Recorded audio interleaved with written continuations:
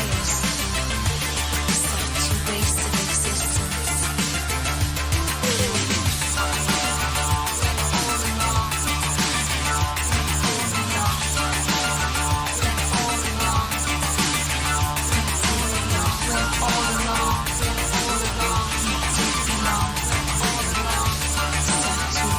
existence.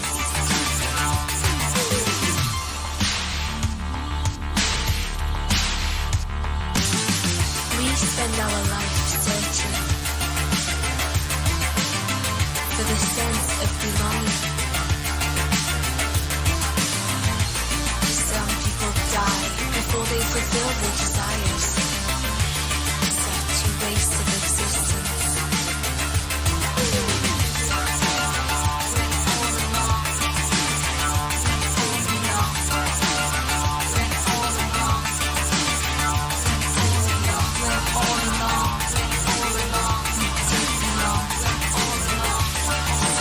Waste of existence.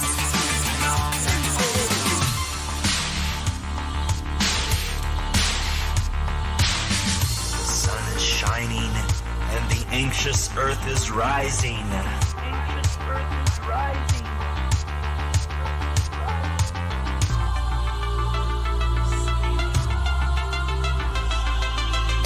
I'm so happy. Spend our life searching for the sense of belonging. Some people die before they fulfill their desires. Such a waste of existence.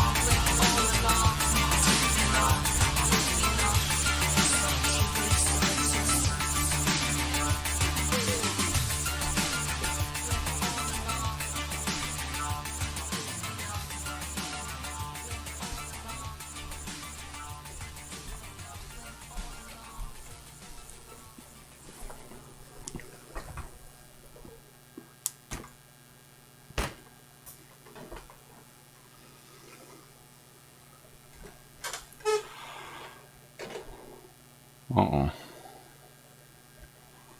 What the heck we got going on here now? Hey, Double Tribble. This is the Double Tribble Sunday News Talk Show. Coming to you live from New Hampshire. And we never, ever have technical problems here. All right, I'm going to check the sync real quick. This is a ritual I do at the beginning of the stream. Oh, by the way, this is the Double Tribble channel. My name is Ron. I live in rural New Hampshire. And today I'm streaming news. Other days I stream science or all kinds of different stuff. But let me check my sync here and then we'll get to the show here.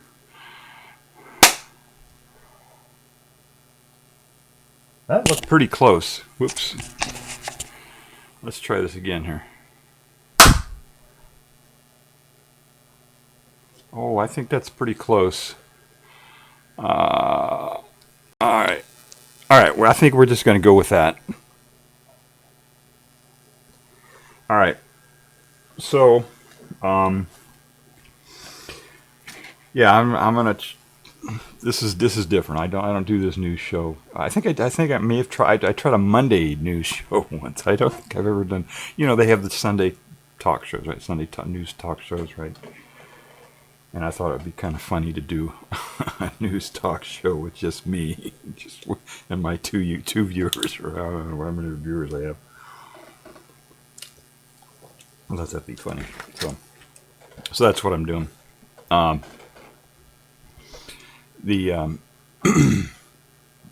Yeah, a lot of stuff we're going to talk about today. My last, if you look on my VODs, the last two VODs I had were IRL streams from yesterday. Went to the protest, the big protest that was all over the country. That was big. That was a huge. That was a big deal. There were a lot of people out there protesting, and a lot of people supporting the protesters. People driving by and honking and stuff. So it was definitely a mood in the country. I don't know what's getting communicated through mass media, but there's definitely a mood there in the country against what's going on. So today we're going to do a news talk show. I don't know I'm going to probably talk about news that you're not seeing on mainstream media. Maybe you are, maybe you aren't. I don't watch mainstream media anymore, so I have no idea what they're doing. But I just, based on past, I know what stuff they're cutting out and what they're keeping in and what they're saying about stuff, just based on what I know about the billionaires and the plutocracy and all that. So one of the things that I've been doing before I get to the news stuff, there were wildfires in Canada, and I didn't even know about that because I don't watch mainstream media. Right? I didn't hear about that.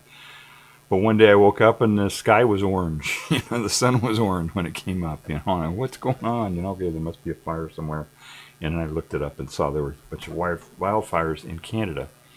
And we're in New Hampshire, which is right below Canada. Right, I don't know, 100 kilometers or just 150 kilometers, whatever, from Canada. And so we get a lot of smoke here. And I've been having to wear my this mask here. Oh shit, where'd it go? My N95 mask. Yeah, I always talk about wearing your N95 mask. I do my public service announcement, and I'll probably do that sometime during my show here. A public service announcement on these. But I've been wearing these just around the house, just when just when I go outside, because there's so much smoke out there. And I think, I'm also getting allergies because here in New Hampshire, whatever I'm allergic to, there's not that much of it, and I usually don't get that much allergies. But since this wildfire came, I'm getting more. So what I'm thinking is maybe there must be some plant, or plants or whatever up in Canada that I am allergic to that are getting carried. The fire puts it up in the way high, and then it comes down. And then I run a fan in the window because you have to in New Hampshire all the time. You have to do that at least a few times a week. You got to change out the air in your house, because even in the winter when it's really cold, you got to do it because of radon. This is the Granite State. You've probably heard that before. We're called the Granite State. There's a reason why they call it the Granite State, because it's a lot of granite.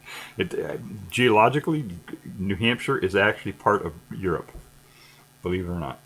I don't know if it's how much of it or whatever, but when you look at the composition of the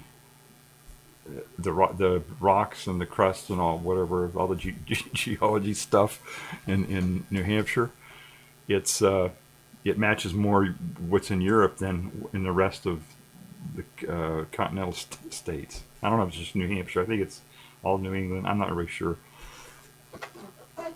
It's got to be Maine too, right? But anyway, it's granite. You dig down almost anywhere in a state. You dig down 8 feet, you hit granite. It's not that bad, but I mean it's like that in a lot of places. And so that means that mixed in with granite, it just is uranium. Uranium is found in granite mostly. And when they mine it, they mine granite and they break it down and get the uranium. And inside uranium, there's uranium-238 and uranium-235. And but mostly 238. 238 has a really long decay period. It takes billions of years for it to. Its half-life is like a billion years or something. It's a primordial element, isotope, because it was here in the Earth when the Earth was made. But it takes billions of years for it to break to decay. But when it starts to decay, then it decays a little bit more quickly. There's a couple thousand years, and eventually, in the whole decay series, it gets down to radon, which is a gas, which means that when it turns into a gas, then it's free to seep up through the soil and go anywhere. It's not stuck on the granite anymore. And it does that. And if your house is sealed up, then as that granite is decaying, or as the uranium in the granite is going through its decay series, it gets to radon, which seeps up through the granite and into your house, and then what's in your house, radon has a half-life of like 4 days or something like that. So it can accumulate, and it can break down, decay from the gas into, I think it's polonium or something, or I forget what it is that it decays into. But when it does that, it emits radiation, and if you're breathing it in and it happens to decay while it's in your lungs, then that's bad. Right? That you don't want stuff emitting radiation in your lungs. That's why people get cancer from smoking and everything else. So you got to do radon mitigation, and I just do it just by blowing out the house every couple of days or whatever. But when I do that, if it's in the winter, that's kind of, you gotta get the tactic on that is to use a big, powerful fan and do it quickly. So it's minus 10 Celsius outside or something like that, and you still gotta air out the house because you don't want radon in your house. The idea is that you want to change the air very quickly. You put a big fan in there, blow that air out as fast as just run it 5 minutes or whatever, and change the air really fast, and then close up the windows again. And that way, whatever heat you have in your thermal mass in your house doesn't get blown out the window too. Just the air part of it gets out. Anyway, but it's also a problem when there's stuff in the air that's as bad for you as the radon. You know what I mean? Like this smoke from Canada. So we got all this smoke out there and pollen and everything else, but I still got to air it out. So what I do is I take one of these fans here, this at least 20 by 20 HVAC fans. It's a filter rather, and it's a high, one of the highest ones you can get. I don't know. They have ratings and stuff, but this is like one of the highest, and it uses the same stuff that your N95 masks use. It uses this melt blown fabric that's able to filter out teeny tiny little particles, and it uses electrostatics to do that. But anyway, this is the filter that I use, and what I do, I put these little magnets here. I tape them onto the end of the thing, and then I just stick it on the side of the of the fan, and blow the air through the fan that way. And so and I face the filter outside, and the fan's on the inside, and stick it in the window, and it blows the air through the filter before it gets into the house. But the problem is it just really messes up my filter. Look at how dirty this filter is. Let me show you a new one.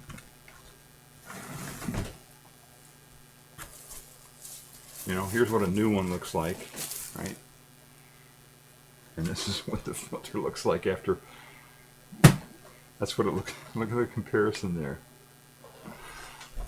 This is all, not all, but this is mostly Canadian trees that have been burned or whatever,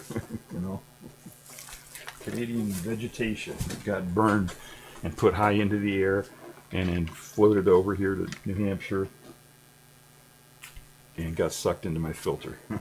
So that's what's going on here. So that's a news item, isn't it? The smoke, the wildfires in Canada. I gotta adjust my seat here. Hang on just a second. Oh. So that's what's been going on here. I'm trying to get my air situation figured out here, and and then I have to time it so that it's at night when it's cool and all that kind of stuff. So been managing that a little bit. But these filters they work pretty good, and that electrostatic melt blown fabric in the mass and in the filters and all that, it works really good for a long time. The only thing that happens is that after a while, there's actually a lot of space in between the little filter parts of it, but after a while the dust clings to it, and it builds up, and it builds actually these dendrites of dust. If you ever let in a corner of your room or whatever, if you're a lousy housekeeper and you let dust, you see how it kind of builds up and builds. It builds a dendrite. That's how it works on a small scale like that. And that actually makes the filter more efficient. These filters, when they start out, if you look at the efficiency, they start out at a level, and then when they're completely clean, and as dust collects onto the little strands, the efficiency goes down a little bit. Oh, I should do it this way, right?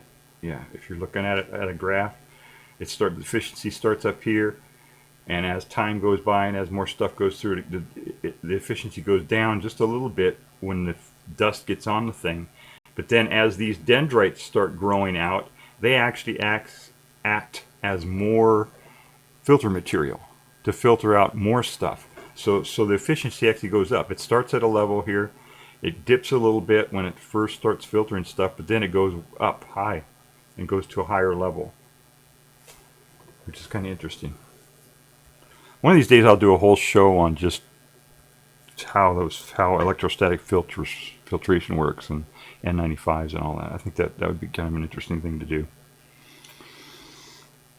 I know what I got to do here. Let's see here. What did I do? Damn.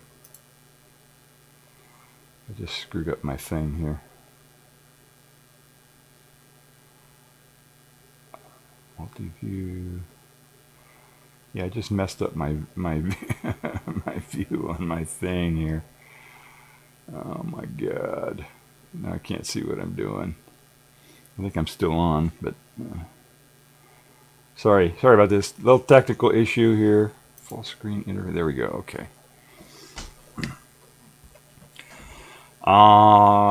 Since I'm doing technical stuff here that you guys don't care about, I might as well do something else here that you don't care about. I'm going to look at my ad manager here to see if it's time for me to do it. Ad starts in 4 minutes, it says. Okay, I think we already ran through an ad, but I wasn't saying anything important anyway, so I don't think anybody cared.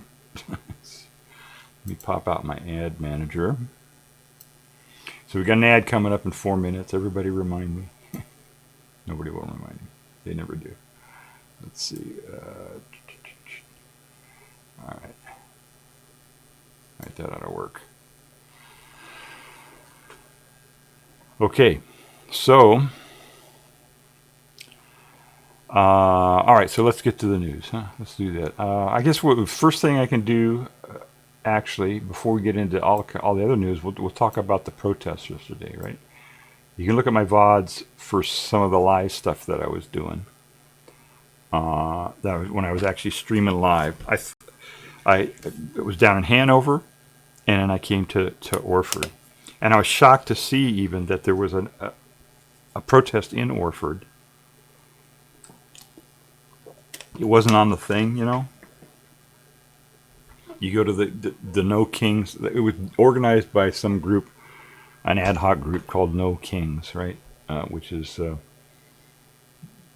don't know. I think it was one of these progressive things. I don't know. I don't know what it was. Oh, Indivisible was another thing. I don't know.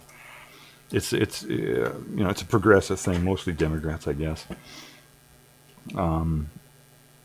But this is really, it's really, they're trying to make it nonpartisan, you know, because this is, democracy isn't a partisan thing, shouldn't be anyway.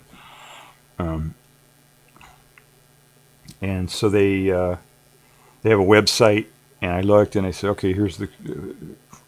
I looked at like a week ago or a couple weeks ago or whatever, and it said, you know, the closest one was in Lebanon, which is about the limit of the range of my 12-year-old electric car, you know, and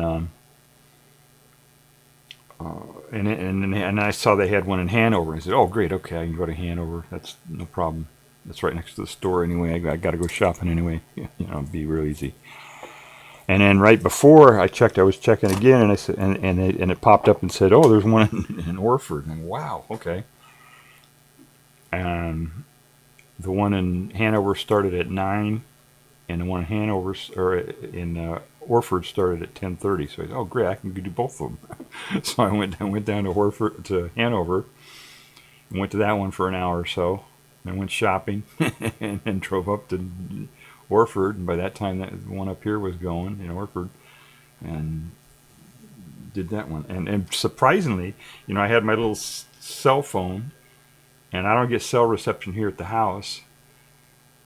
And I knew I could probably get cell reception in Hanover. It's even spotty in Hanover sometimes. But I was able to stream live from Hanover, so that was good. Then when I got to Orford, I said, okay, I'm not going to be able to get any cell reception here, so I was just using my little GoPro and just filming stuff. You know how I do. If you see my IRLs, they're all delayed because I got to use this little GoPro, you know, and take pictures with it, and then load it into the computer, and you know, pretend like it's IRL or whatever. So I was doing that. I was taking pictures with that, and just for the hell of it, I said, okay, I'll see if I can get a signal, and there was just one bar of signal, you know, and that was enough, because there was. You know, this is a small town. There aren't a lot of people with cell phones using their cell phones all the time. So that was enough to get to be able to stream, you know, to get enough bandwidth and all that. So I did. So if you look in my VODs, I've got Hanover VOD and I've got an Orford VOD. But I also got, from this GoPro, I've got some videos. So I thought I would show those. I think that would be fun to do. So let's see here. Let's see if I can find them. IRL. Of course, they're all labeled with just numbers. All right, let's see here. Open with that. Can you hear that? No. Okay. Am I still in sync? All right, good. All right, so I'm about to show you here IRL. There we go. Here's IRL from the protest. All right, let me back it up here because I had started it too soon. All right, let me set this up here real quick here. All right, so this is Hanover yesterday morning around 9:30 or whatever, and Hanover is a little town where Dartmouth is. You heard Dartmouth, right? Big Ivy League college, and Dartmouth is located in this little town called Hanover. And Hanover is a lot bigger than Orford, but it's still a small town. You know, I don't know how many, maybe, I don't know, 8,000, 10,000, 50,000. I don't know how many thousand they got, but it's not a big town. And so So this is my GoPro footage, and this is I don't remember time-wise how this relates to my streaming. This is probably I think I did one GoPro before I did my live stream, and I did my live stream, and I did some more GoPro. I think that's how it worked. I don't know. So I'll just play this, and if it needs commentary, I'll give it. So.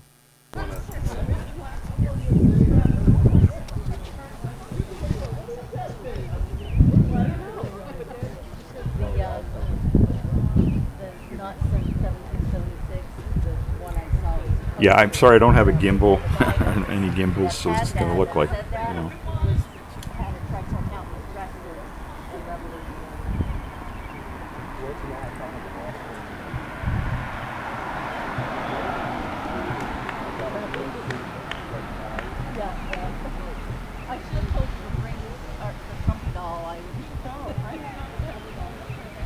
If you look at these people, these are not like, you know, what you see on mainstream media for protesters, you know what I'm saying?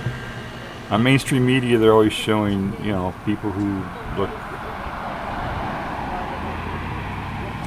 you know, are wearing, I don't know, people who are doing bad things, right? You know what I'm saying? They're throwing bricks or burning things or whatever. And just look at this crowd here. They're just normal people, you know. It's not, and I don't know if this is just because of it's Hanover, or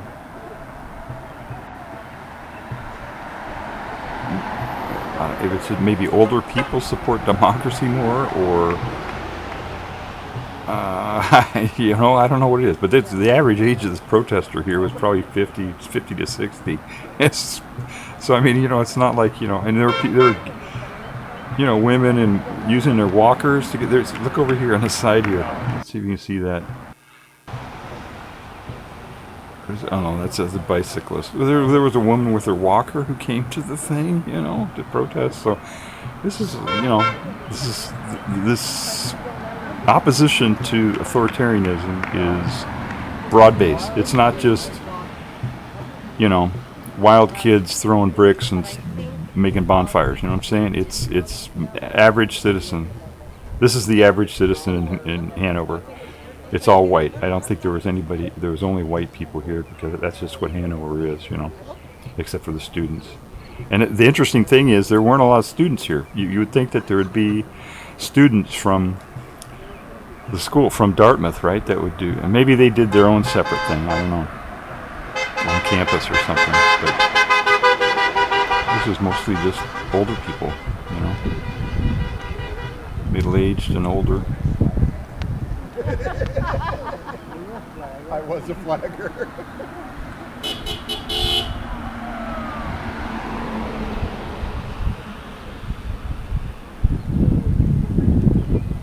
Yeah, and most of the cars that drove by honked in support, so.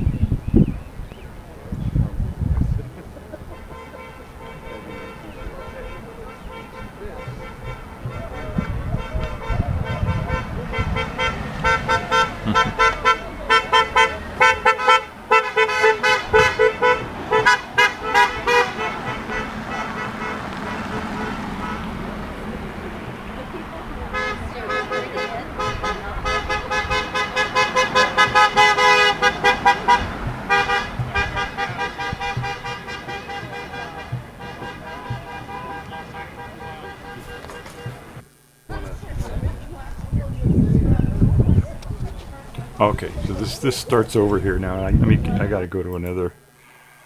I stopped it. So I think I did this, and then I did, I don't know what I did.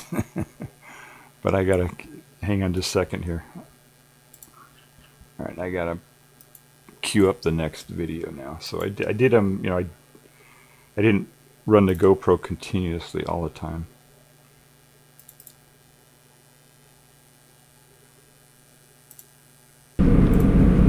Oh, okay. This was, what is this? Oh, this is after I went shopping, I think. I think I went shopping, and then on the way back, I put the camera up on the dash and took pictures of the protesters as I drove by the thing as I was leaving.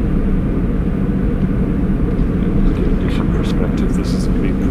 somebody, just somebody driving through and seeing the protesters, this is what they would see.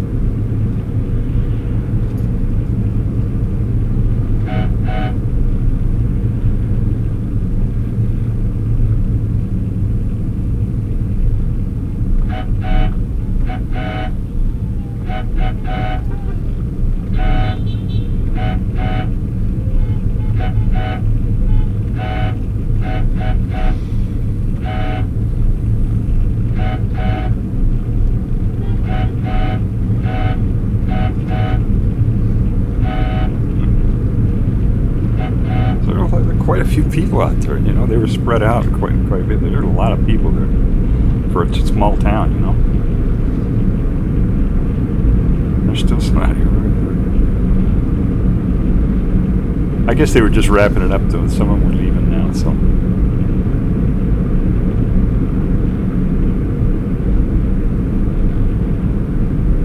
There's another smoker.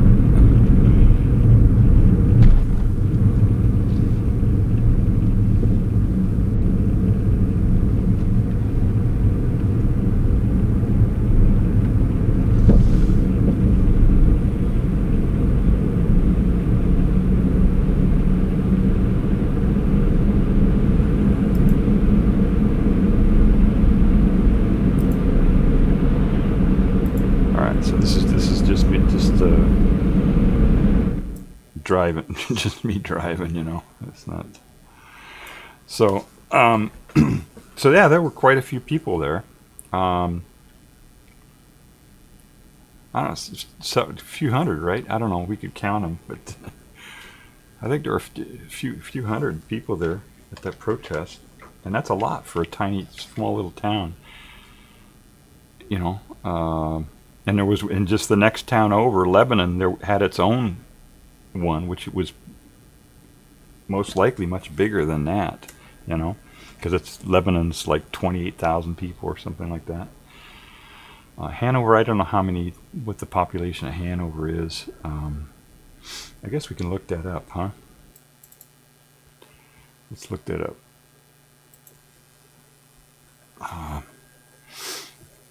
Let me see here. Go to Wikipedia.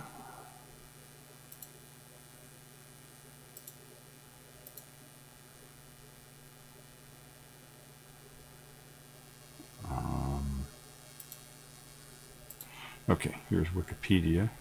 See that? Is that working? So I'll type in Hanover. Hanover, New Hampshire. There it is. All right, population. So it's a little town, you know. There it is. Its population was 11,800 people. So out of 11,800 people, there were how many hundreds of people there that went out? And didn't look like hardly any of them were students, you know. It was just the people just live in this college town, you know. So that's a lot, you know. That's a lot of for you know, if you get like 0.001% of the people to go out to a thing, you know, that's normal, you know. But this is like, so there's 8, and I don't know, we could count how many people were in there. I drove, you know, did that drive by, but let's say if there were 300, that's almost 3%, right? So that's a lot. That's a lot of people, you know. And most of the people driving by. Now, this is a progressive town. I mean, this is mostly, you know, there aren't a lot of Republicans that live in that town, but still, that's. And then when we went to Orford, I guess that would be the next one, right? For me to. Let me play one of my videos from Orford. Yeah, here we go. Here's Orford. All right, let me see if I can switch over to that.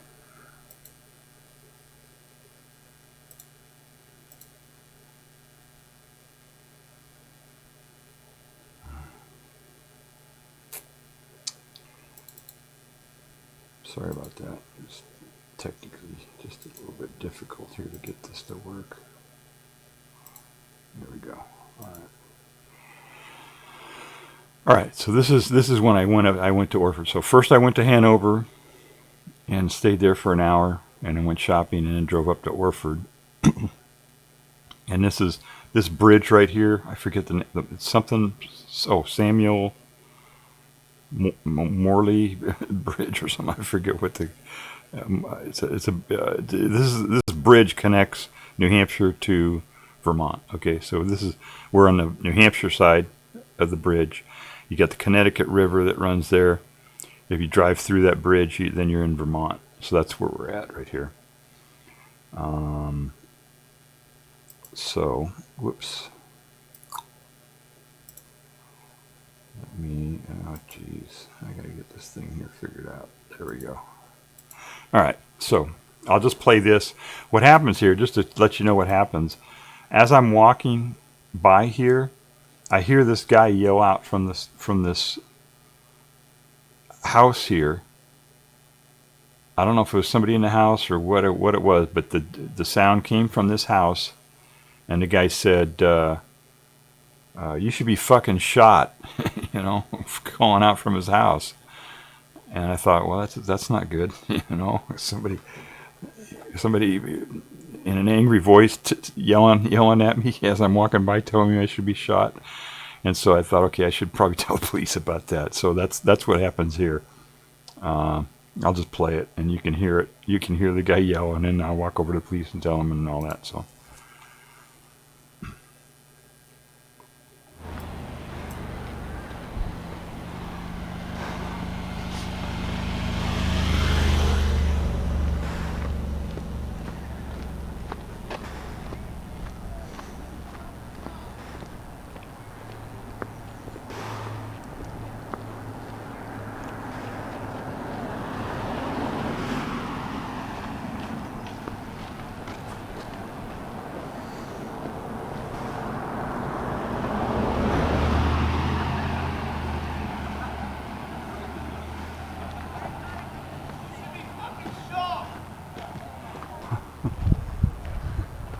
You hear that? He said, "You should be fucking shot."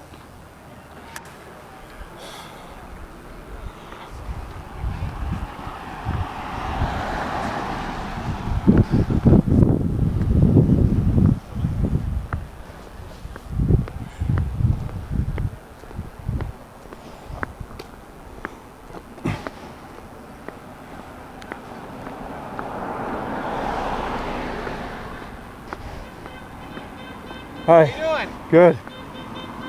As I was walking down here, somebody yelled out of that house there.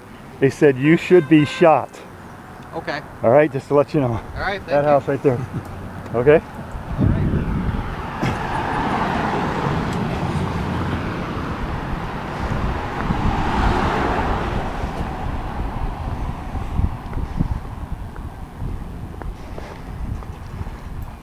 I never actually saw the guy in the house, so I don't know what was going on there. But the sound came from that direction, so, you know. And the police didn't seem too concerned about it, so apparently they seemed aware of the situation and not too concerned, so. Also, you know,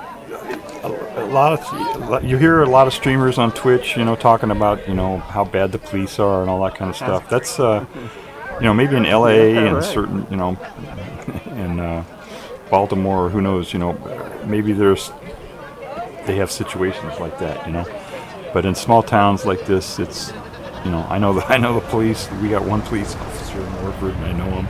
You know, it's like, you know, it's different. You know, the police are friendly. You know, they're not trying to hurt people. You know, so. But you know, other people may have a different lived experience, right? So it's. Some pickups way. Yeah, I just came. I came from Hanover. I went down to Hanover earlier this morning. Oh, earlier. Definitely. Yeah, and they have a ton of people down there, and almost every car honks and waves. You know.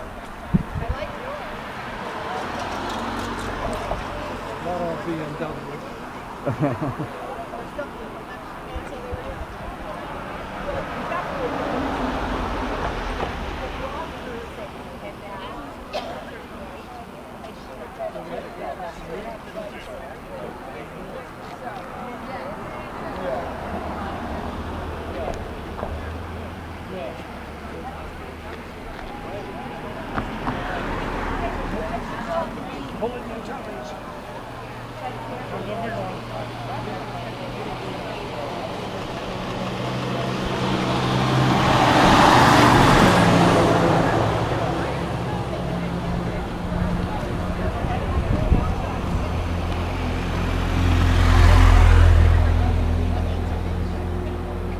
There were a couple counter-protesters there. There was one guy who was holding a sign. He came a little late. He's not there now, but he came later and said he had something like illegals or something. And then you see somebody here that's got a sign that says "All Lives Matter." So there were, but you know, there were only a couple of those.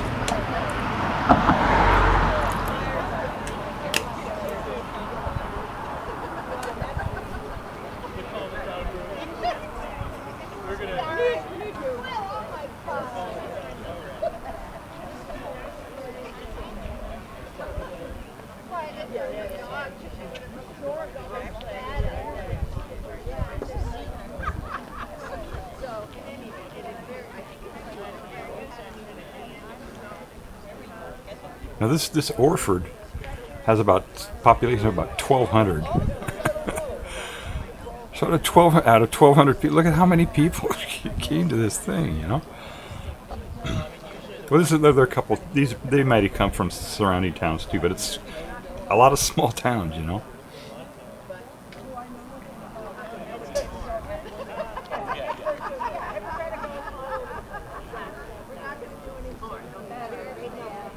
And you know, there aren't a lot of protests in Orford. You know, I think this is the first protest that I've lived here for over a decade or so, and I think this is the first protest I've ever seen in Orford. Somebody said they had done this before, though, a few weeks earlier. This No Kings thing. But yeah, this is special. This isn't your ordinary regular crowd protesting. You know, this is. I mean, you know, just look at these people. You know. I have to comment. Look at that dinosaur. Oh, yeah. When I first, well, I lived in New Hampshire for Oh, that was my sign. for Did you see that? well over 60 years. Wow.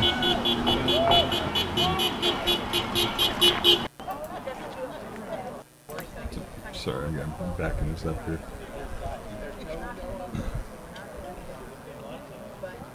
I want to get a little look at that dinosaur. I didn't even notice that when I was filming it.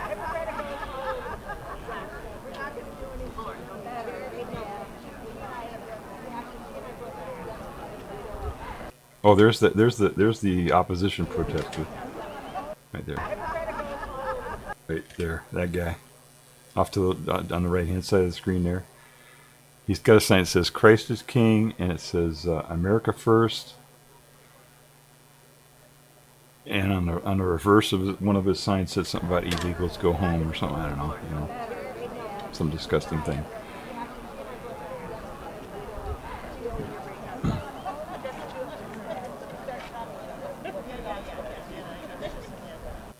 Okay, there's the dinosaur making their way through the crowd there. And people brought their kids and their dogs and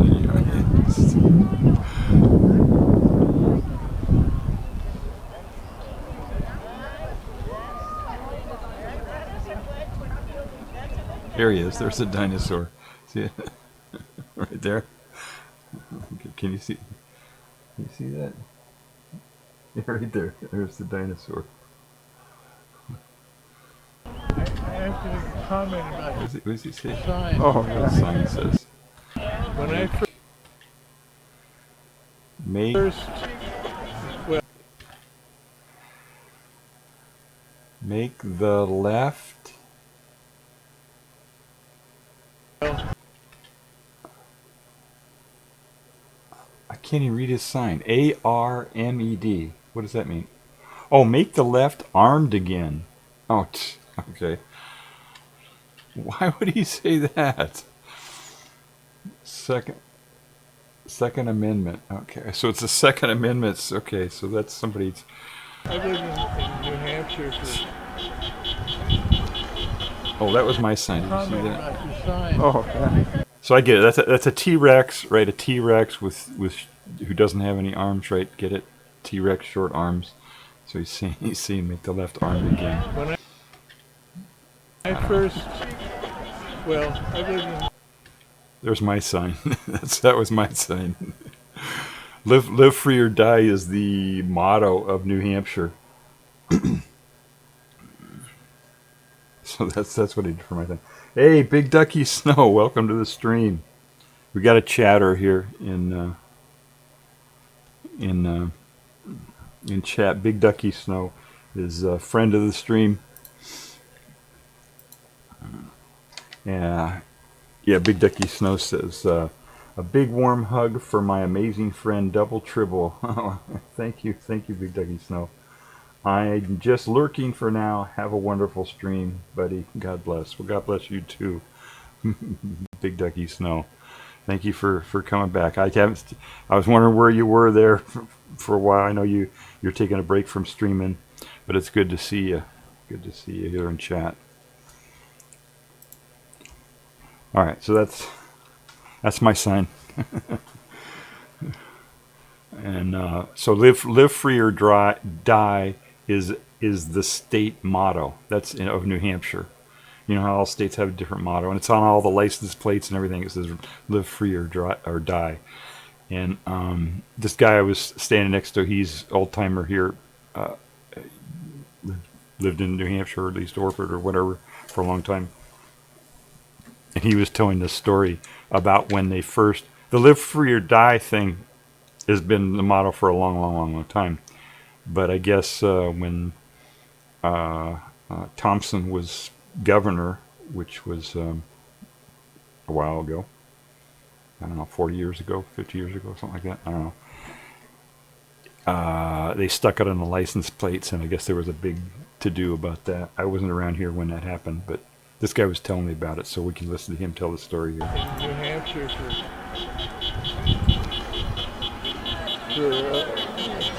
well over 60 years. Wow.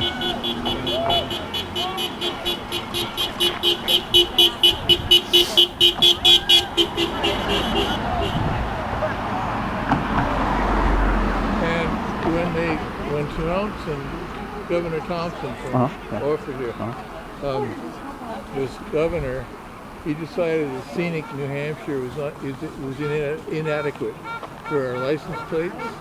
Oh, uh-huh. So they came out with "Live Free or Die" on the license plate. And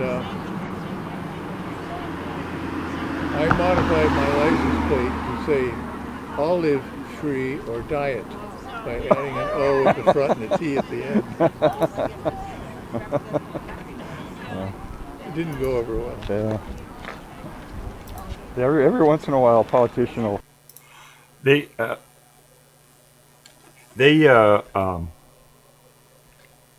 In Orford, the governor he's talking about, Governor Thompson, Mildred Thompson, lived in Orford when that's his town. So when he was governor, he was in Orford. So, and his son Tommy Thompson and his grandson Stacy, they all live in Orford. So that's kind of one of the things that Orford is famous for, I guess, is that they we had a governor once in our small little town had a governor of New Hampshire, and the name of this big road near my house it's a kind of a main road that runs from all across halfway across New Hampshire, but the name of that road, everybody calls it Highway 25A, but the official name is Mildred, whatever his middle initial is, Thompson Highway or something like that. The road is named after him, the governor. So that's just a little background there. All right. Proposed that we change the motto, and they shouted down pretty soundly. You know? Well, that's because the Republicans still got New Hampshire by the balls. Yeah. If you go online and look at the composition of the state government, almost every chairman or commissioner is a Republican. Oh yeah. Yeah, it seems like we've been. It's.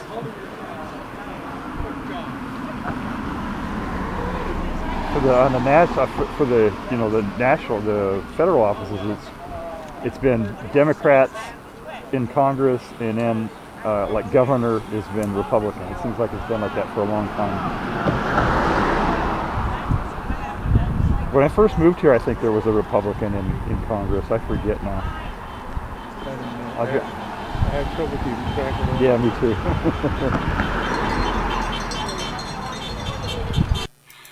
Yeah, another thing in that live free or die, he was talking about that kind of a lot of the Democrats or progressives, I don't know how you divide it up, but a lot of them don't like that motto, you know. But I mean, the overwhelming majority of people in New Hampshire, and are like it. They like at least the concept, right? To be free, right? And it's very strong. We don't have a seatbelt law here or helmet law or a lot of that kind of stuff. But oddly enough, they're slow on doing the making pot legal, which is kind of weird. We're one of the lagging states on making pot legal. We got medical marijuana, but not, it's not free otherwise, which is kind of weird. So it's like live free. Unless it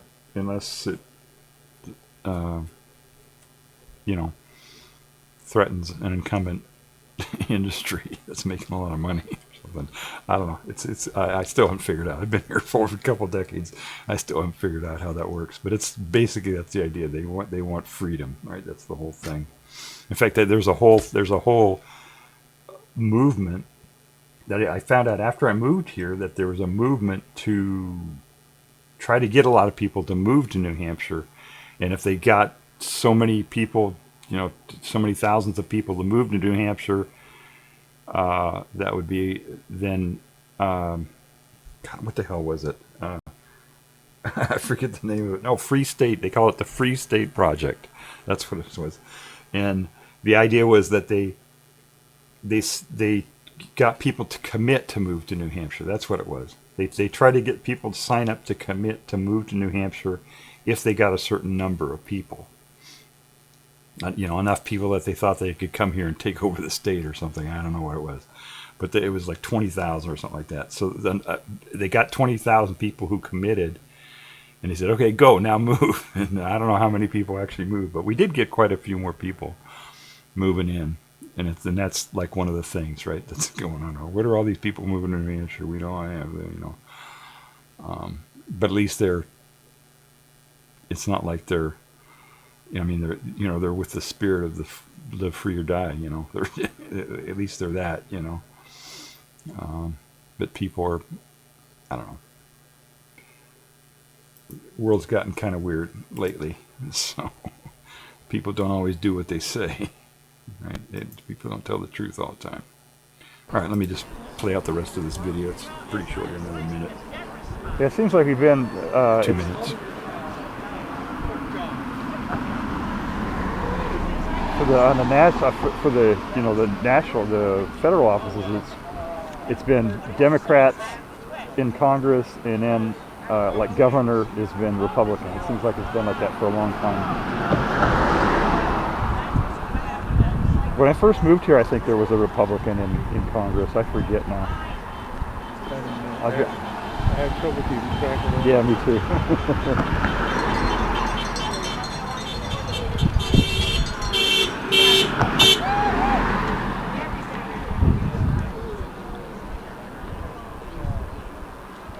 Well, this town, Orford, is now about 60-40 Democrat. Oh, is it? Oh. Yeah. I think it's changed since I moved here. It has increasingly become Democrat. Are you on the other side again? I noticed that, there were quite a few Trump signs around during, when he was in the first term. term. There's one right down the street on the left. Yeah. Stacey Thompson's got one. Yeah. And Justin Adams has been out on 25 days. Well, there were a lot more, and after January 6th, they all came down pretty quick. Which was a good thing to do, Yeah. Play fair.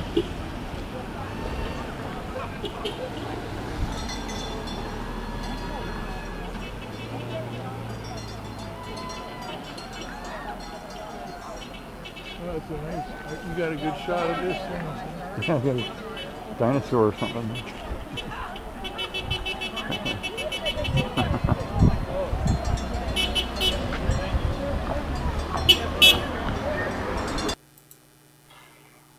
Okay. That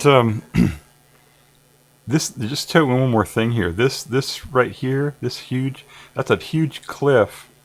I call it the Palisades, and they closed this down. They closed down this whole area here to hiking during certain parts of the year because there's the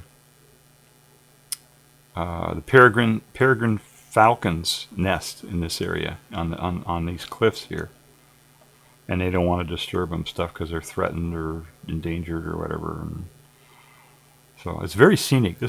Walking across this bridge is very scenic to look at the river. I didn't do that here, but this is really a pretty area here. All of Connecticut River Valley is all very pretty. What was I going to say? There was something else I was going to mention about. Oh yeah, the January 6th thing. Yeah, the New Hampshire didn't like that at all, because New Hampshire has a. You're probably familiar, right? With they have the first in the nation primary and all that.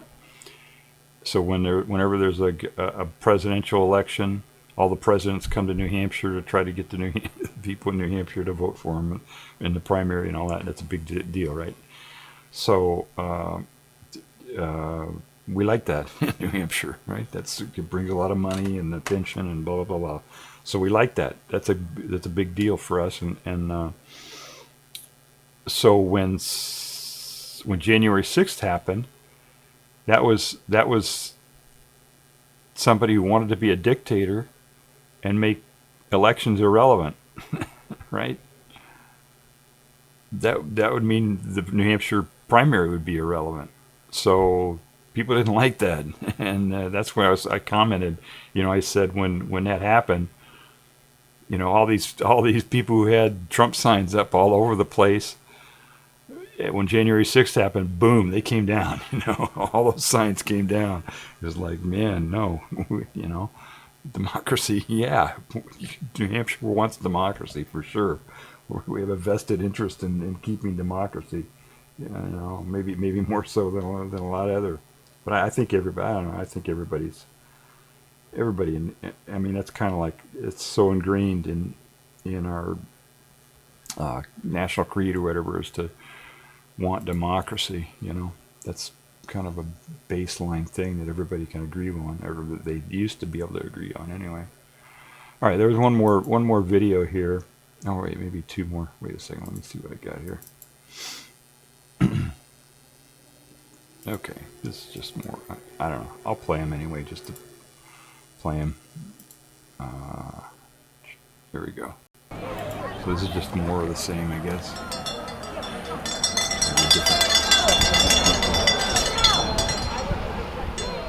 That's the Chinese camera I ever saw. Yeah, a little GoPro. Are Yeah. you like in the FBI or something? Is that one of those secret? A bug? No. Someone thought I was with the FBI. GoPro? Or is that GoPro. what it goes on Yeah, helmets you put it in your and helmet. skis Yeah, and yeah, stuff yeah. like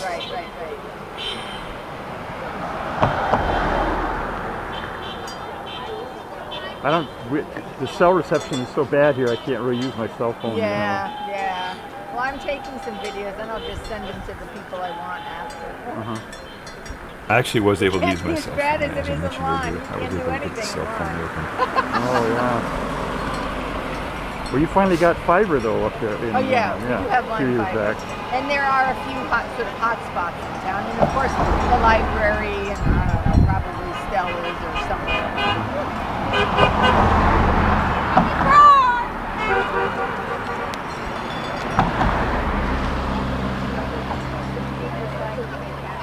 Yeah, Lyme is the town that's between Hanover and Orford. There's Hanover is the further south, and then there's Lyme, and then there's Orford.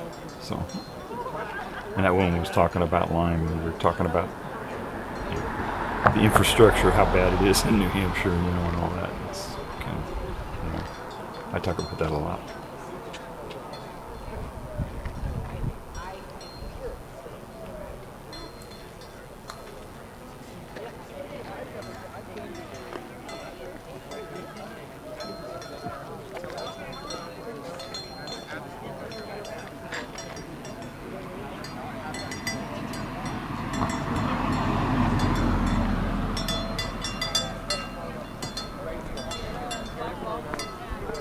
You got it to Dad. Unlike you go to. Whoops, sorry. Yeah, I don't have a gimbal, so it's a little shaky.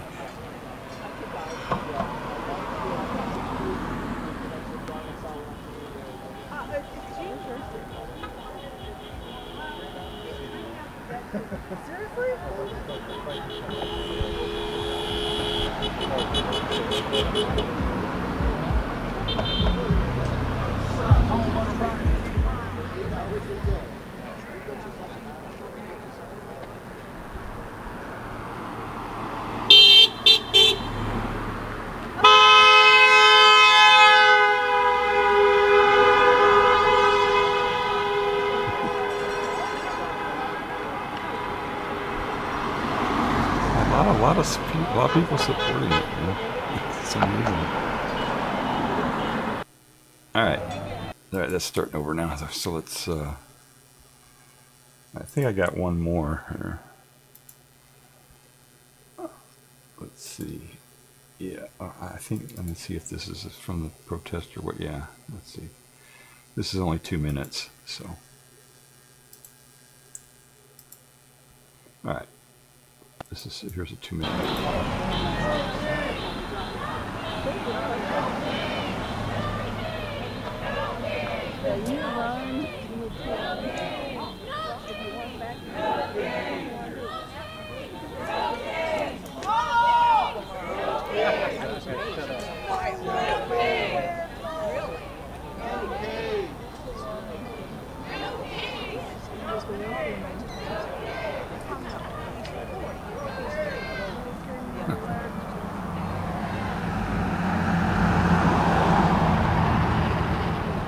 There's all the pickup trucks and stuff, and the cars that people drive around here and stuff. It's Hey guys. a lot different than you see people in LA or somewhere else.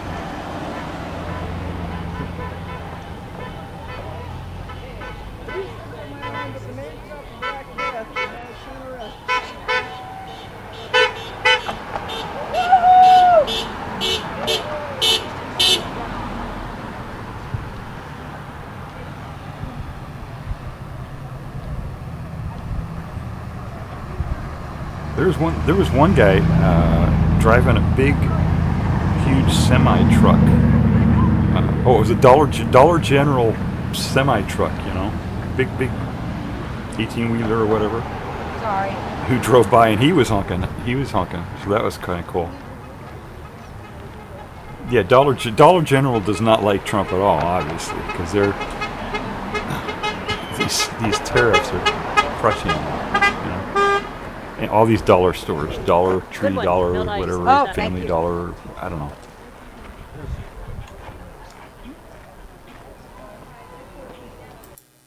All right, that's it on that one.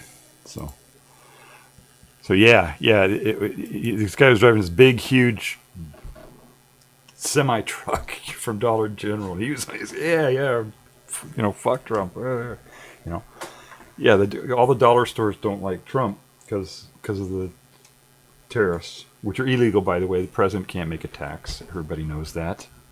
Nobody says it, but everybody knows it. The president doesn't have power to make a tax. Which another thing is, I just can't get over the idea that Republicans would support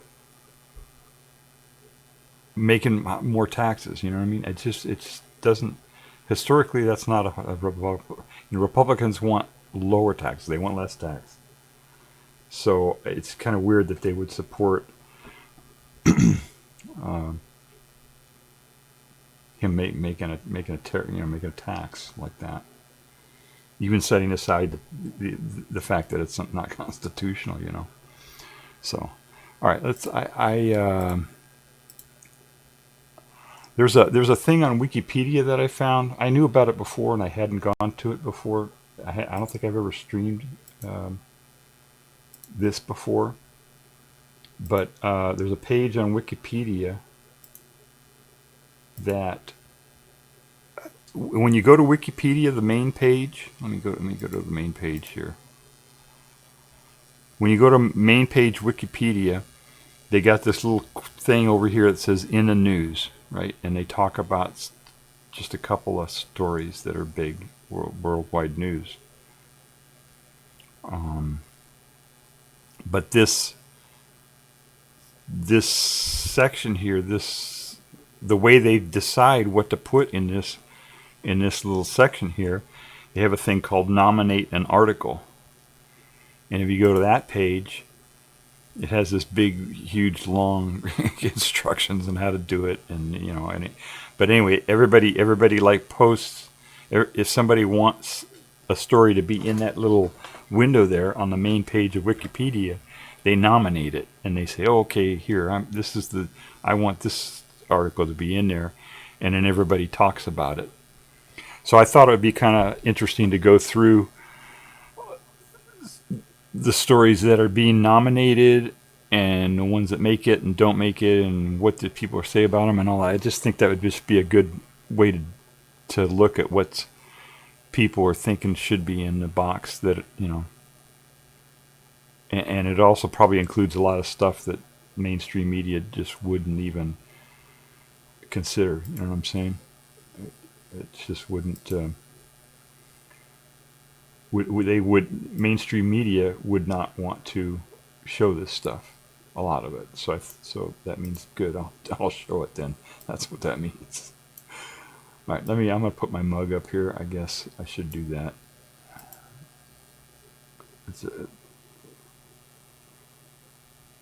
There we go. Okay, so I'm a little bit delayed. Cutting off a little bit of text. That's okay. So the first one, let's see. Okay, this is June 15th. That's today, isn't it? Yeah, today's June 15th. Oh, happy Father's Day, everybody. Yeah, today's June 15th. Happy Father's Day. So, the Iran-Israel war, right? That's a big deal. Israel attacked Iran, and so that's a big story. Mainstream media is probably covering that, I imagine. And so they nominated that, and that made it to the thing. Let's see, 24 hours of Le Mans. Okay. They like to put in a lot of sports stuff in there for some reason. I don't understand why they do that. Okay. Oh, this is somebody who died. I don't know who that is. But somebody died. No King's protest. So they're still talking about that one. They haven't decided whether they want to put that one up there or not. So they're still discussing that was the no what we were just talking about, right? All those videos I just showed was the No King's protest, and those went on all over the place. And the blurb says millions of people participate in the No King's protests against the Trump administration's actions. And they got different alternate blurbs. Here's one that says coinciding with the Army parade. And here's somebody who opposes it and says nobody got killed, so it shouldn't be news. That was that person's comment. And they all, here's strong support. It's a major event, widespread international coverage. Yeah, so everybody just kind of, so that somebody nominates it, says we should put this up there, and then all the people support it or oppose it and say all their, what if it should be up there or not, and everybody's biased, right? Everybody has a bias, something like this on a protest, right? It's going to be biased. Everybody's going to have their bias, but they try to on Wikipedia, they try to be not biased, right? And that's kind of like a value, core value of Wikipedia is to try not to be biased about anything and try to just stick to the facts and get, all that, and cover stuff that is notable. Notable mean that mainstream media has covered it, which is kind of fucked, But anyway, so that's one of the things, they try to be non-biased. So when people put their opposition or their support, they try to word it in a way that, is like, here's one: support a protest with millions of people is notable. That's not what notability means on Wikipedia, but at least that's what he was saying. He's trying to word it, Every once in a while, somebody will just say something, Trump's an idiot. We gotta put this up there, or whatever, So I don't know. So we covered that story, right? I think I covered that. Oh, I guess we didn't cover. We didn't cover it. Let me look and see what their actual article is on it. I gotta scan this article really quick just to see, make sure it's twitchable, make sure there aren't any protesters showing their titties or something. I don't know. It's just to make sure that's Twitch safe. All right. So here's the article, and they got an article on those videos. So it was all over the place. See, Dallas, Chicago. Chino, that's a tiny little town in California. New York, all over, right? Port Townsend, Washington, And let's see what they say here about it. No Kings protests were a series of demonstrations that took place June 14th, coinciding with the parade, blah, blah, blah, blah, in protest of Trump's policies and actions during his second presidency. The flagship event was held in Philadelphia, while in Washington, D.C., protests were not planned by the organizers. Now that's cool. That is really cool that they did that they did not protest in D.C. It always just disturbs me when people say, "Oh, let's protest," let's have a big, humongous protest in Washington, D.C. And all that does is just, first of all, it burns a bunch of carbon, puts carbon in the air of people traveling to Washington, D.C. Then they got to stay there, and there's a bunch of money that's made by, a bunch of people who are already way more wealthier than they should be, who live in D.C. So it takes all the poor people take their life savings and buy a plane ticket and fly to to Washington, D.C. to protest, and the media doesn't cover it anyway half the time. So it's just, so this makes a lot more sense to me. Doing something like this where you've got protests all over the place, and, it only cost me the whole thing, even with me going to my shopping and everything, only cost me 9 kilowatt hours to do it. And so that's pretty good, That's less than a day of electricity for me, So let's see. So they're talking about. Oh, what did I finish this up here? Sorry about this. I'm flipping around here a little bit. My brain is kind of scatterbrained today. Estimated 12.2 million people. That's a lot of people. 2,000 events. I heard 1,800 events, but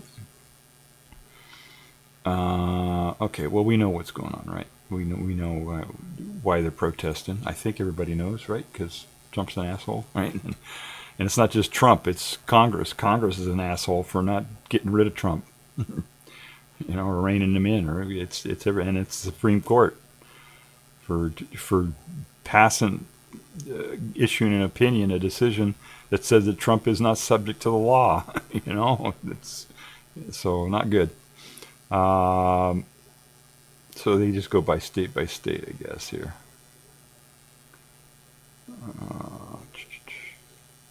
Okay. So it's going to be a lot of... Hawaii, look at this. No dictators protests. Okay. Idaho, look at that. All right. Illinois. So it's there. I'm sure it's in every state, right? It's got to be every state. Missouri, Montana, Nebraska, Nevada, New Hampshire. Well, they didn't put Orford. I should go in there and type in Orford. No. Let's see. So yeah, they just going state by state, just talking about. And I'm sure they're all the same thing. Oh, and even in the territories, look at that, Puerto Rico and international. Let's see what they say about international. Many demonstrations were organized outside the United States, in some cases with a different name to avoid the appearance of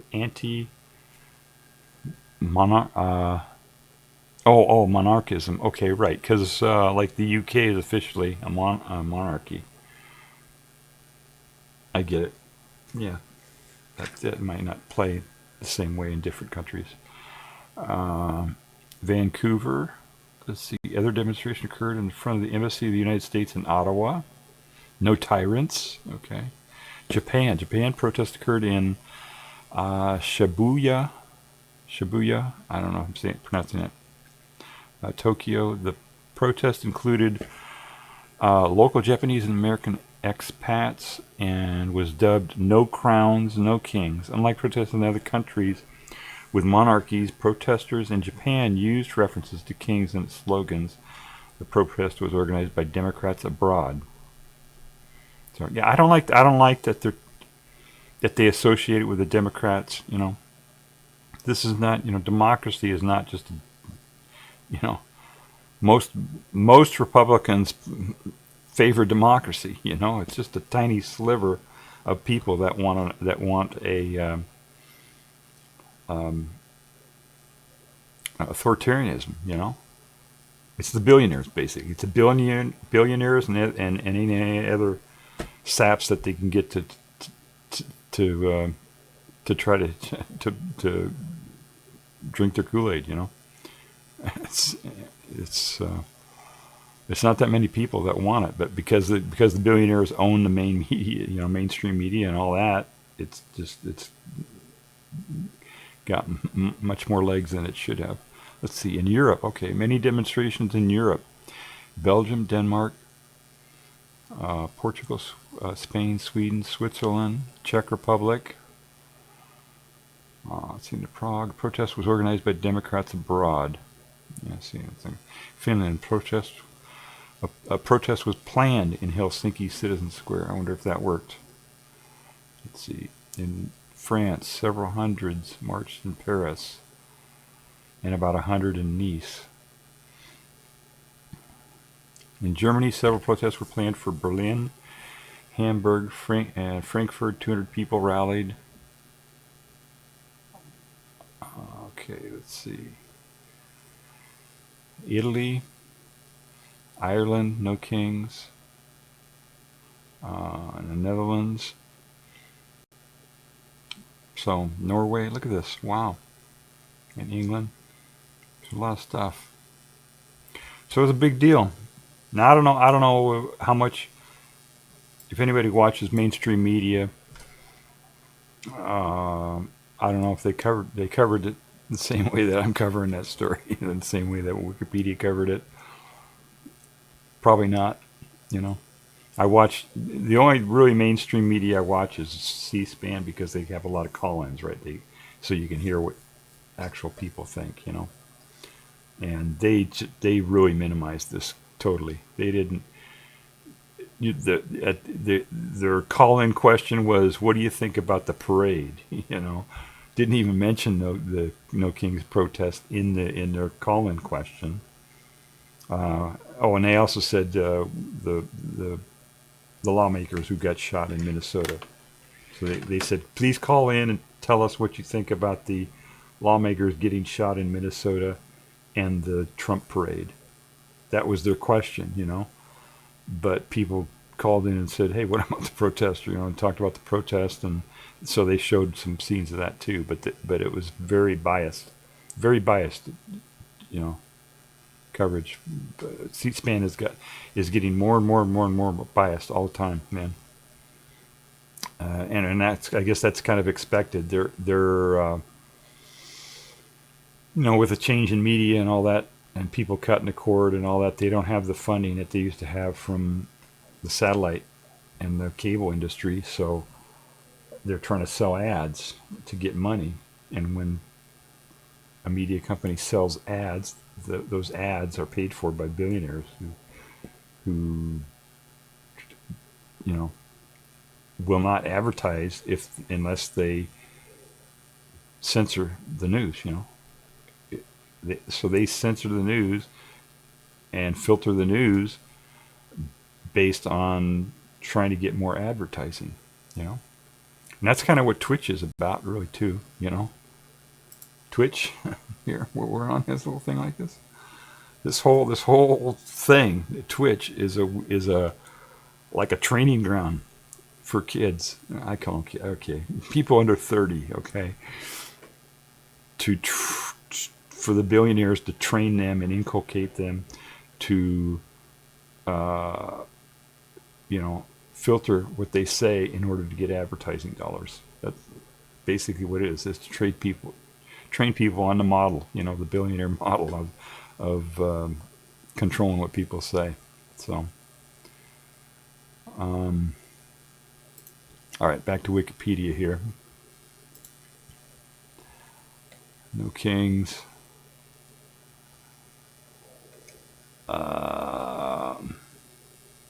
Okay, somebody died. Okay, the Minnesota lawmaker shootings. You probably heard a lot of that on mainstream media, so I'm not even going to cover that. Some wacko went on, killed some people, and I got a lot of response. And look at all the response, people commenting on this one. Oppose it, support, oppose it. Look at all the people commenting on this particular story. And the reason they're doing it is because the mainstream media is talking about it, so they talk about it. Okay, here's a sports thing. I don't know. I'm not into sports, so I don't really cover that. Somebody died. Okay, that's the same story. This shooting. Tropical storm Wu-Tip. Wu-Tip? In the Philippines. All right. Let's see what that is.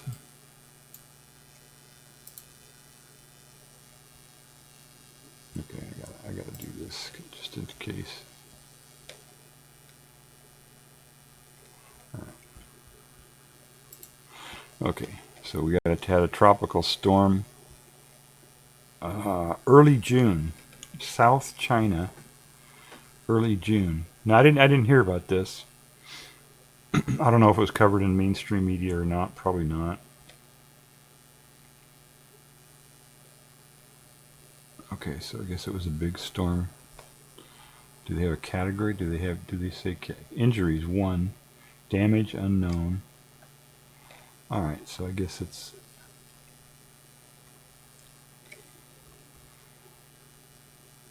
not sure if it's global warming related or not. I guess all weather is going to be global warming related to some extent, isn't it? Okay, and here's No Kings. This was an older one. Now this has closed. That means they discussed it and decided not to put it up there. And the reason why they didn't put it up there was because it was too early. Whoever proposed it before it actually really happened, and so they said no. Let's wait until it happens. Okay, another death. On Wikipedia they have in the news they have this news stories, but then they also have recent deaths, right? That they put in there for some reason. I guess it's important to have an obituary. Okay, so there's somebody else who died.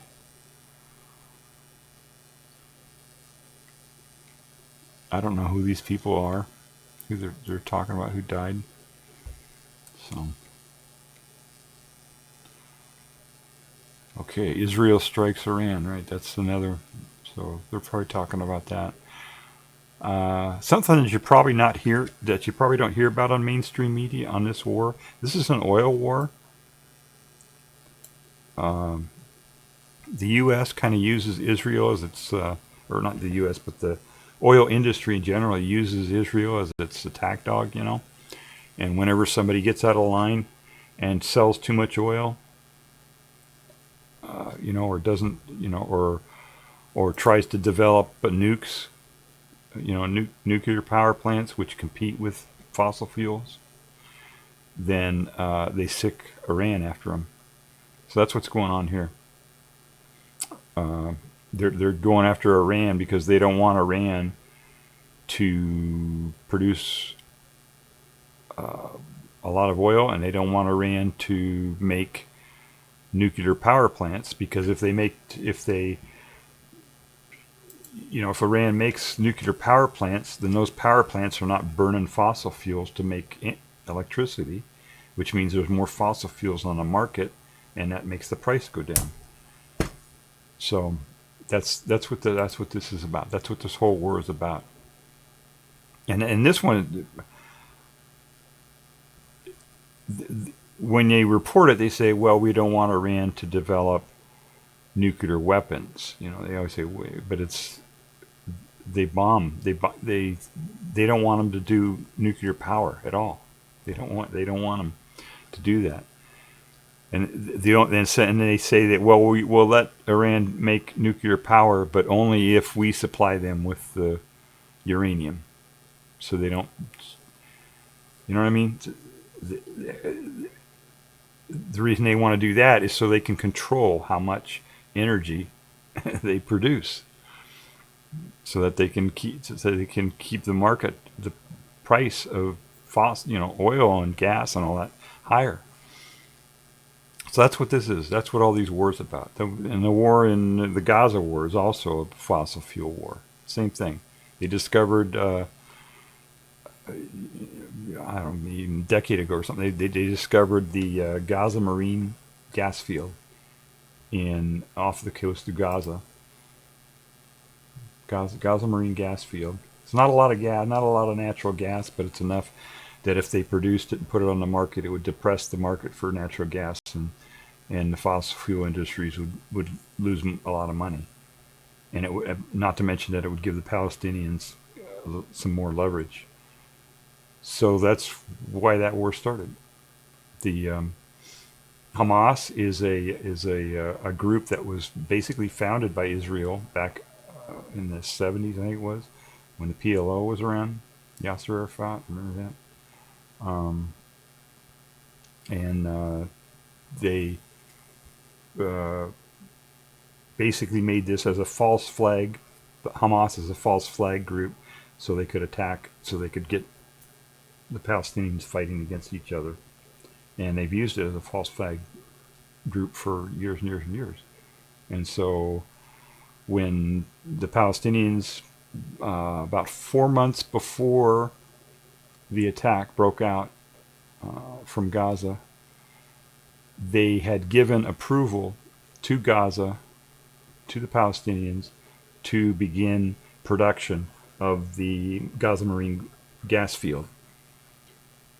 And 4 months later, surprise, surprise, Israel's false flag group attacks Israel and gives them an excuse to tear through Gaza and prevent them from developing that gas. That's what that was about. And this one's the same thing.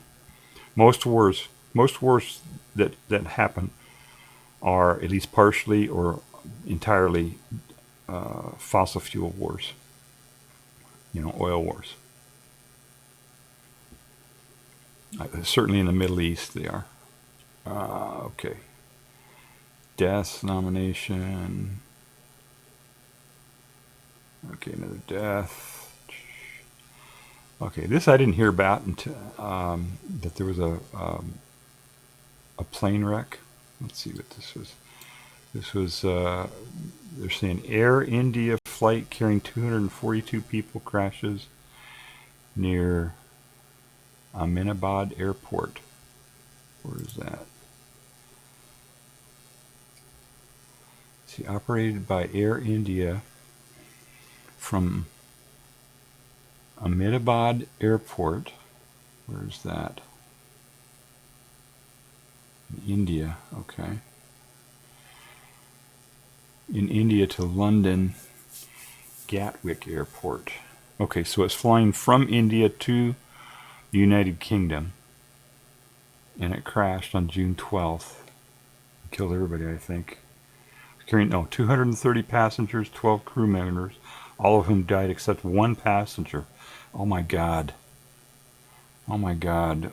That person is going to have so much psychological problems from that if they survive. God, one passenger out of 230. Can you imagine if you were that person,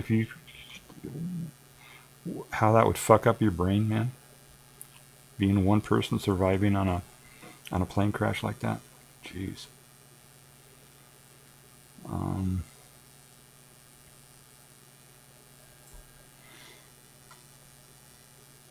Passengers and crew. Okay. Yeah, I don't know. There's, whenever there's a crash like that, they never know what really caused it until months later. So that's kind of sad that's very sad actually, that they crashed and all those people died.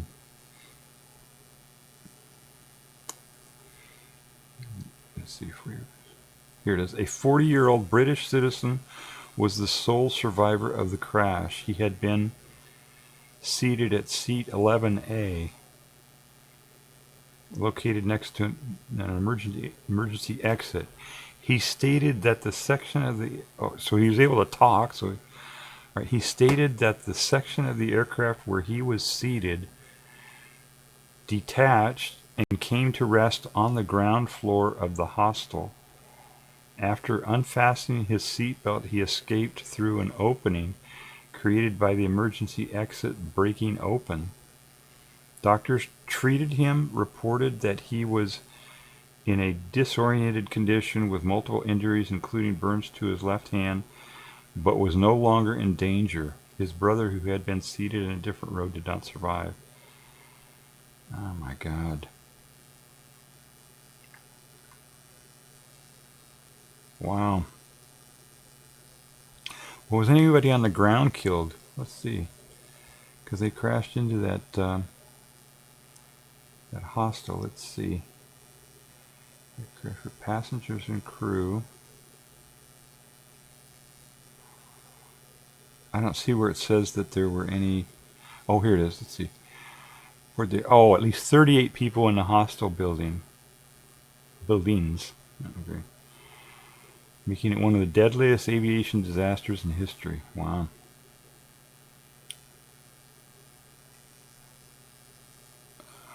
So, a lot of fire. Yeah, very sad.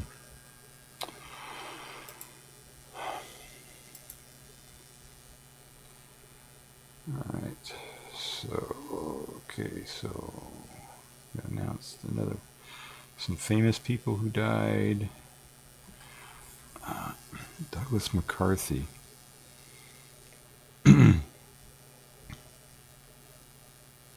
McCarthy sounds familiar, but who? Let's see if that's not a vocalist. Okay. Oh, Brian Wilson. Did you hear that Brian Wilson died?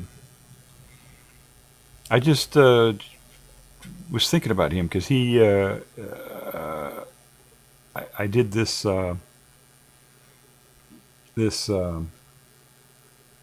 thing, you know, with what the hell? My tech support. I did a tech support stream, and I took a little clip from Vanilla Sky. You know the movie Vanilla Sky? It's a sci-fi, right? And I took a clip from that where they were talking about tech support and stuff like that, and the music that was playing in the background was Good Vibrations, which is by the Beach Boys. Written by Brian Wilson, right, and produced and all that by Brian Wilson and the Beach Boys. So that's kind of interesting that he just died, age 82. I didn't realize that song "Good Vibrations" was really about like drug, you know, LSD or something, or drugs, or alternate consciousness, I guess, or whatever. Let's see. Harvey Weinstein. Film producer Harvey Weinstein is convicted of rape in a mixed verdict. Huh. Alright, I guess I gotta do a content warning here. We're doing the news, so some of this stuff comes up, right? So, content warning. If you're sensitive about this kind of stuff, I'm going to go to this article to figure out what was going on there. So,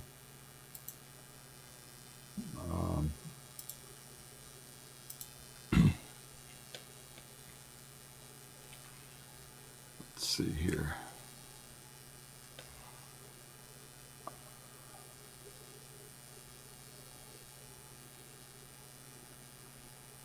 All right, so let's see what this says here.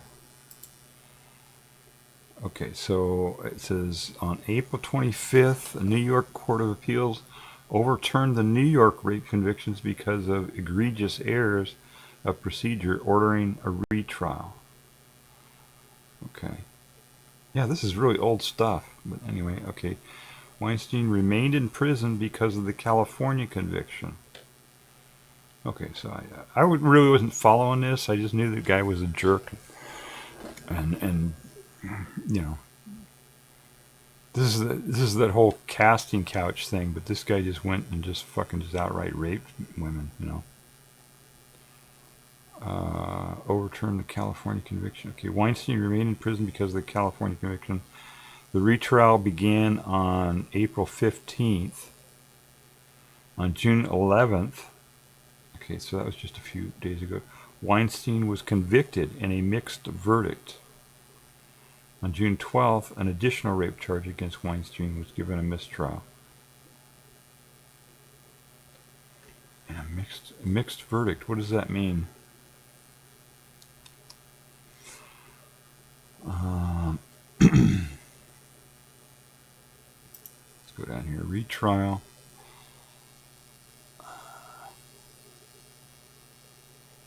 Okay, on June 11th, Weinstein was found guilty in one count of criminal sexual act and not guilty of another. Okay, I see what it is. Two different instances. There is still no verdict on an allegation made by a third woman. Okay.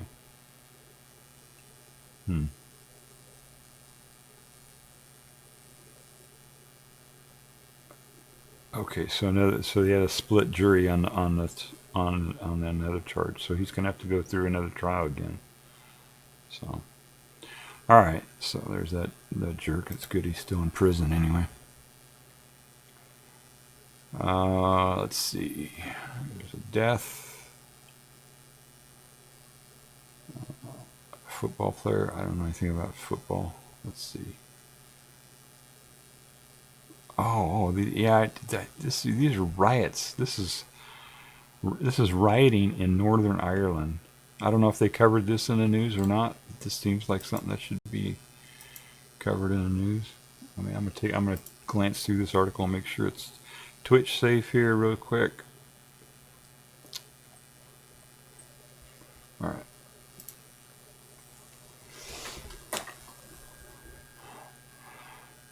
Ballymena riots.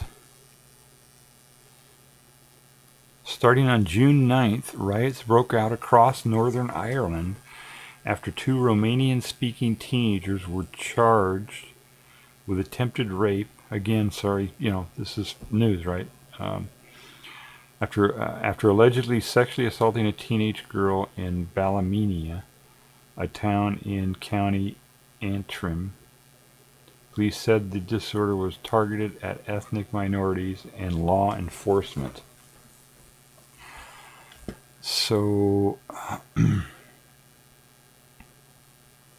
alright, so on the first night of disorder, which was confined, I hope I'm pronouncing this right, Ballymena, 2 police cars and multiple properties were damaged, with 15 police officers being injured and 1 rioter arrested. The second night saw a further 16 police officers injured and 5 people arrested, with more property damage across the town. I'm blowing through these ads and I don't know what I'm missing. If an ad comes up and it interrupts what I'm doing, just type into chat that an ad is playing and that you missed it and what you missed, and I'll go back and do it again and I'll explain it. Okay, so because it's hard for me to try to keep track of when the ads come up. They don't really give an audible or anything that's noticeable for me when the ads come up. All right, it says the second night saw a further 17 police officers, 5 people arrested. More property damage. Okay, disorder occurred in Belfast. Oh, okay. Disorder also occurred in Belfast, Carrickfergus, I don't know what that is, Newtown Abbey. The third night saw more disorder throughout Northern Ireland. 9 police officers were injured and 7 people were arrested in Ballymena, whilst a leisure centre in Larne was set ablaze.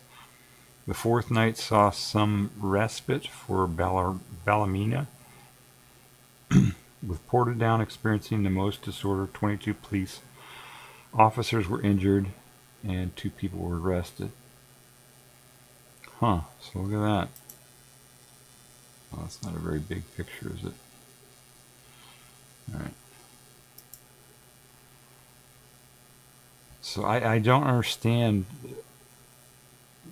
Oh God, it's good. Look, they go all the way back to the 60s here. The Troubles. Ah, okay. Yeah. Okay, so it says allegedly a teenage girl was sexually assaulted in Ballymena,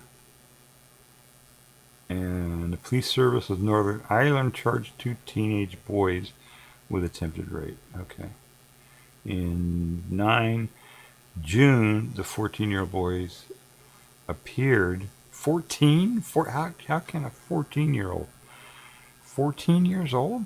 That doesn't, appeared at Cullerin Magistrates Court via video link from Woodlands Juvenile Justice Center in Bangor County Down. They spoke through a Romanian interpreter and denied the charges. They were remanded until July 2nd, when they were due to appear at Ballymena. Okay, so I don't understand what the riots were for. They arrested them. They're, are they rioting because they think they're falsely charged, or are they rioting because they're mad at? I don't understand why they're rioting because of this. This is confusing for me. Okay.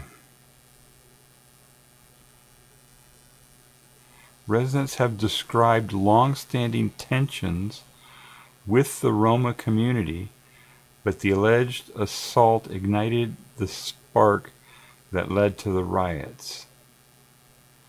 Okay, so they don't like this community, this Roma community, then, I guess, right? I guess they view these. Let's see. I guess they have more background here.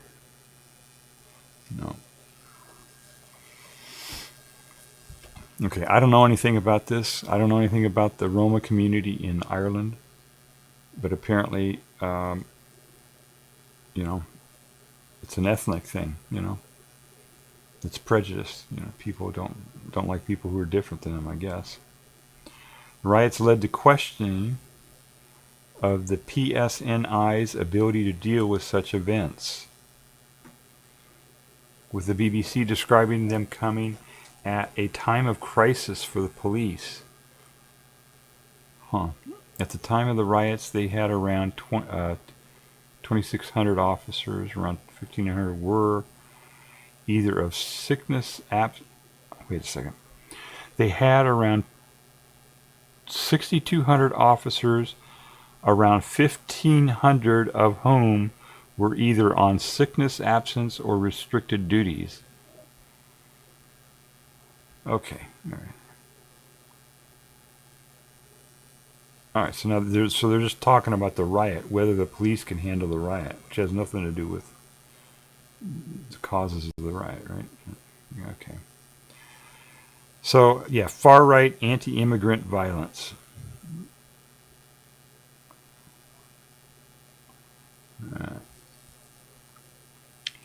So it's just bigots, people who are bigoted against other people, who are maybe different than them. I'm going to look up who the Roma community is and see what that is, and learn about that a little bit more, because I don't know about that. I don't know anything about that.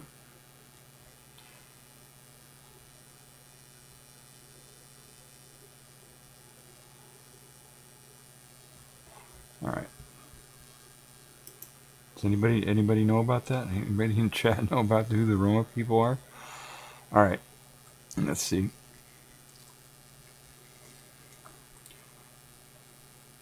Romani people have been recorded in the United Kingdom since at least the early 16th century. They're estimated to be around 225,000 Romani. Am I pronouncing it right? People residing I'm assuming they're from Romania, is it, or something like that? Residing in the UK. This includes the, I'm not even going to try to pronounce these words here. The KO Welsh Roma, Scottish Roma, sizable population of Roma from Central and Eastern Europe who migrated to the UK in the late 1990s, early 2000s. Okay, so this is a recent migration from Central and Eastern Europe. Okay. And after EU expansion in 2004, they were considered part of the Gypsy, Romani, Roma, and Traveler GRT community. And each of these have their articles, right? So I don't know what this is here. Gypsy, Roma, and Traveler is an umbrella term used in the UK to represent several diverse ethnic groups which have a shared history of nomadism. Just like gypsies, right? The gypsies. So, you know what I learned? This is something that's important. You know how they have words for things? If somebody steals from you or does or cheats you somehow, the word gyp, if they gypped you, that's an ethnic slur. You don't use that. I didn't even know that, but you're not supposed to say that somebody gypped you, because it's an ethnic slur against the gypsies. So don't do that. I didn't know that for a long time. I actually learned about that a few decades ago, but I was surprised when I did learn about it. And there might be people out there who don't know that, so I thought I would throw that in there. All right, so I guess it's this ethnic group that moved couple decades, 3 decades ago, to the UK and probably other places. So specifically in Northern Ireland, it says around 2,500 Romani lived in Northern Ireland. I'm gonna look up that pronunciation of that word so I'm getting it right. Let's see if they've got it here. Oh, they got a whole thing here.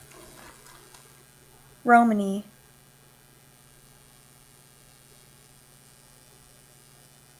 Romani, okay. Romani. Okay, around 2,500 Romani lived in Northern Ireland in 2016, although Irish travelers were sometimes incorrectly referred to as gypsies in the past. So gypsy is a separate thing, but they kind of put them all into one group. I guess apparently, or try to a similar group. That happens a lot with ethnic groups, I guess. They were not Roma. Romani people in Northern Ireland are primarily recent Roma migrants from continental Europe, primarily Romania, Slovakia, Hungary, Bulgaria, and Czech Republic, and their descendants.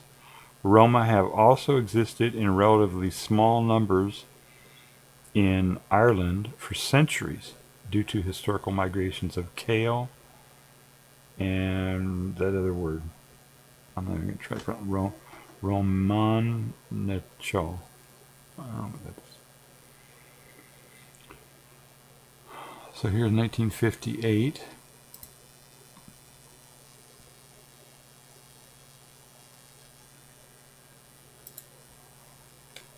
And here's here's a really old picture. This is over 100 years old. Look at that.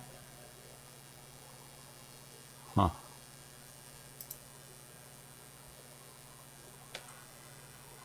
All right, so here's some more modern pictures.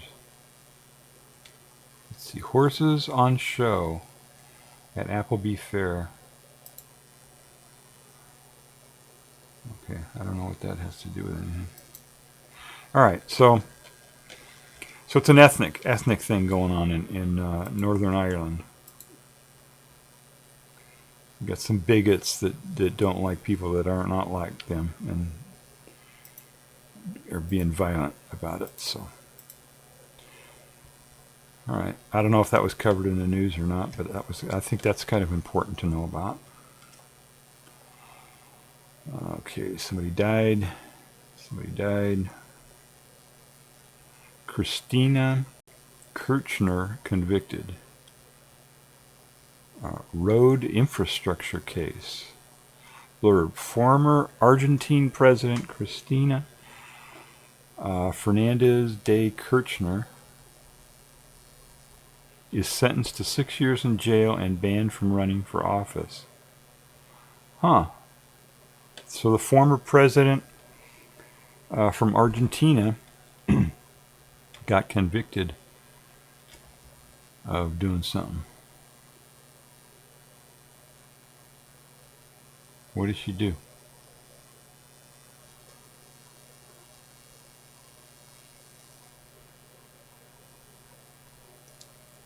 It doesn't say what she did. That's not a very good headline. The headline has to say what she did to get convicted. What was she convicted of? I'm sure it's probably corruption or something, right?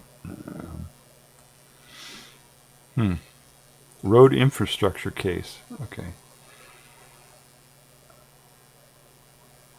Doesn't say.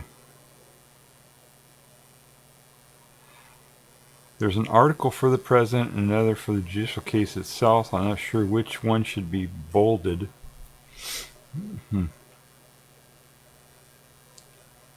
Right, I don't know what that is. I'm sure it's a corruption case, right? It's a corruption thing of some sort. It's got to be. Do we need to learn more about that?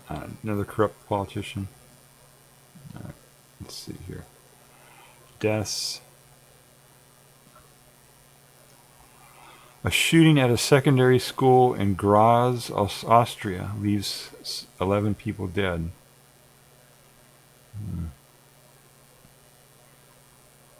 So that's unusual because Austria is not really known for crime. It's not really a place where they have a lot of crime. That I remember, at least it used to be that way. So that's kind of unusual. It's a school shooting. Let's see.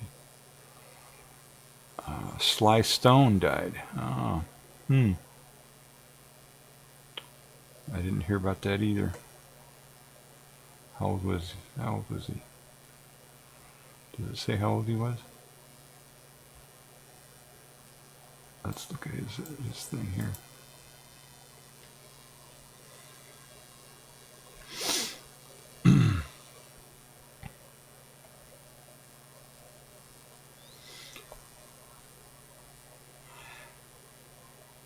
Yeah, somebody tell Chan about this. Chan the Magic Man, because he's into funk, so he probably knows about this, right? He probably knows that this guy died. He probably knows all about this.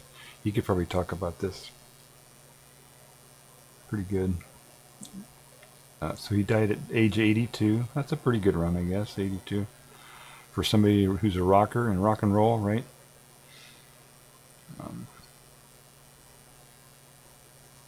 All right, so there's like, so we had two music people who died. You had Brian Wilson and Sly Stone who died recently. All right. Recent deaths. I don't know who a lot of these people are that are okay. A bus crash killed 15 people in Malaysia. That's sad.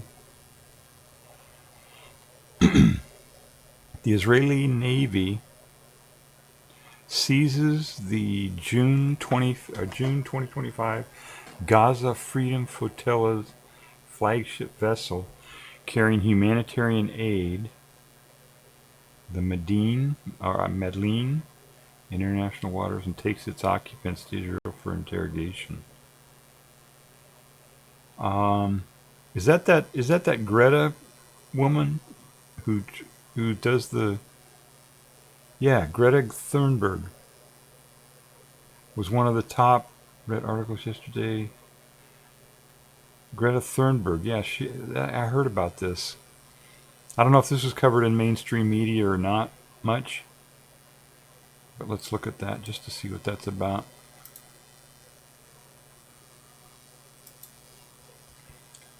I guess, I really should like check out mainstream media occasionally or something just to see if these are being covered in my mainstream media. But I don't want to. I don't want to poison my brain, with that crap. And all right. All right, I don't see any pictures at all on this thing, so we'll just see what it's about. Okay, a flotilla was organized in June by the Freedom Flotilla Coalition, attempting to break the Israeli blockade of the Gaza Strip and deliver humanitarian aid. Humanitarian aid, yeah, that's important. The flotilla, which was led by the UK-flagged vessel Madeleine, departed from Catania, Sicily. Am I saying that right? Catania, Sicily. On June 1st, in early hours of June 9th, Israeli forces intercepted, boarded, and seized the Madeleine in international waters. We got a note here.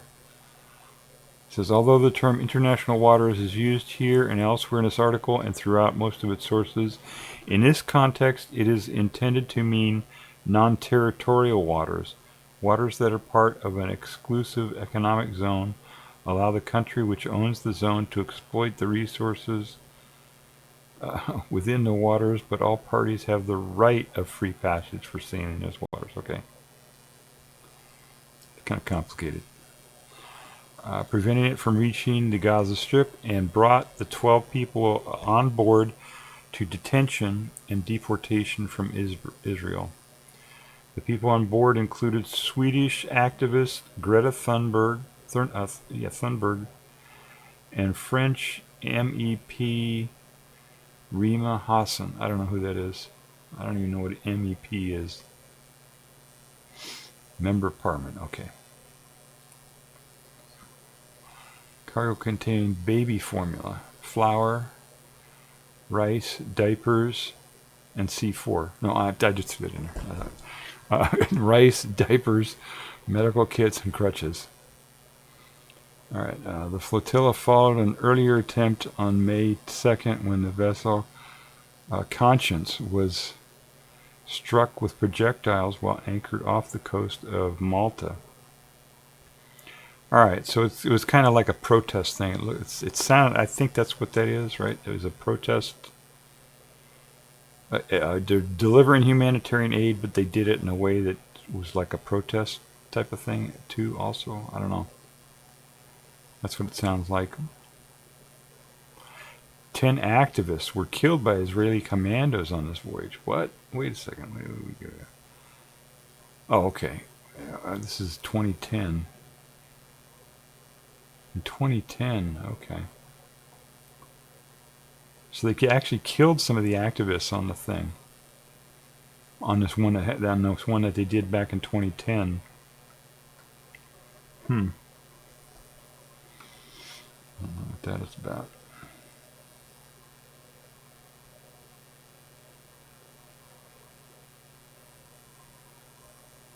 Yeah, that whole thing. Yeah, I already talked about that, saying it's basically an oil war. That's what's going on there. Maybe that's why Greta Thunberg was on there, because she's climate change, and that's basically an oil war that's going on there. I don't know if that was made explicit or not. Let's see. Okay, so now we're getting back down to June 8th. So this is almost a week ago. Somebody died. Former All Blacks captain Stu Wilson. Is that a that's a sports thing, right? Rugby. Okay, right.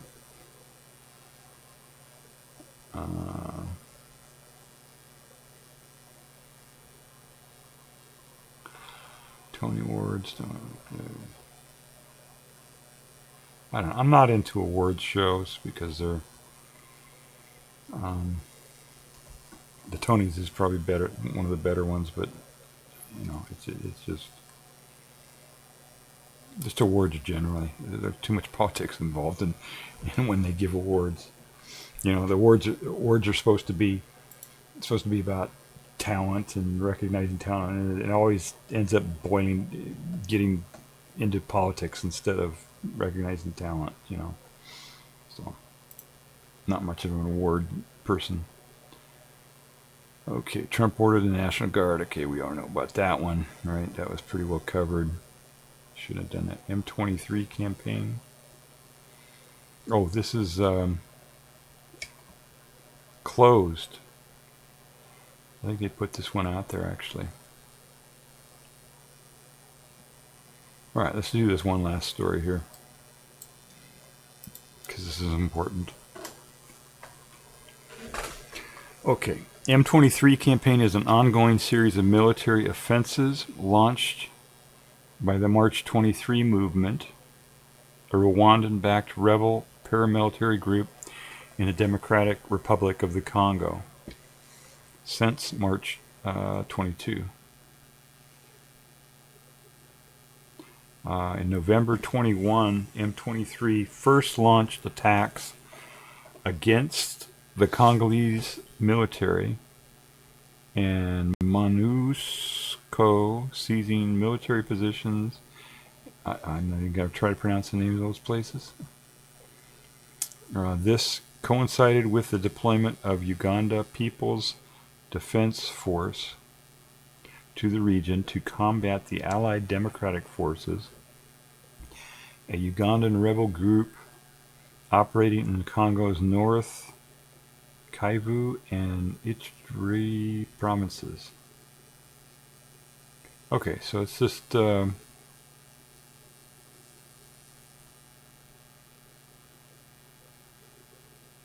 yeah, this is it's Rwanda over here is getting involved in a conflict here in the DRC.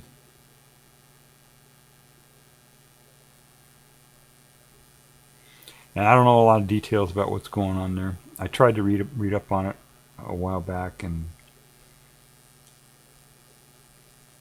it's like anything, there's a big long a lot of stuff involved in it. So, but it's a resource war, I think. They're fighting over mining resources or something.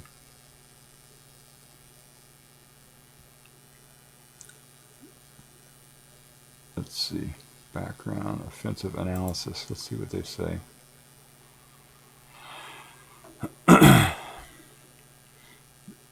Conducted itself as a conventional army rather than an armed group. Huh. Okay. Do they say what? Oh, here it is. Economic and commercial interests. That's why wars happen usually. Critics argue that both M23 and Rwanda have opportunistically exploited the presence of the FDLR as a pretext for border political and economic ambitions in eastern DRC, particularly since the FDLR no longer poses a substantial military threat to Rwanda. Let's see.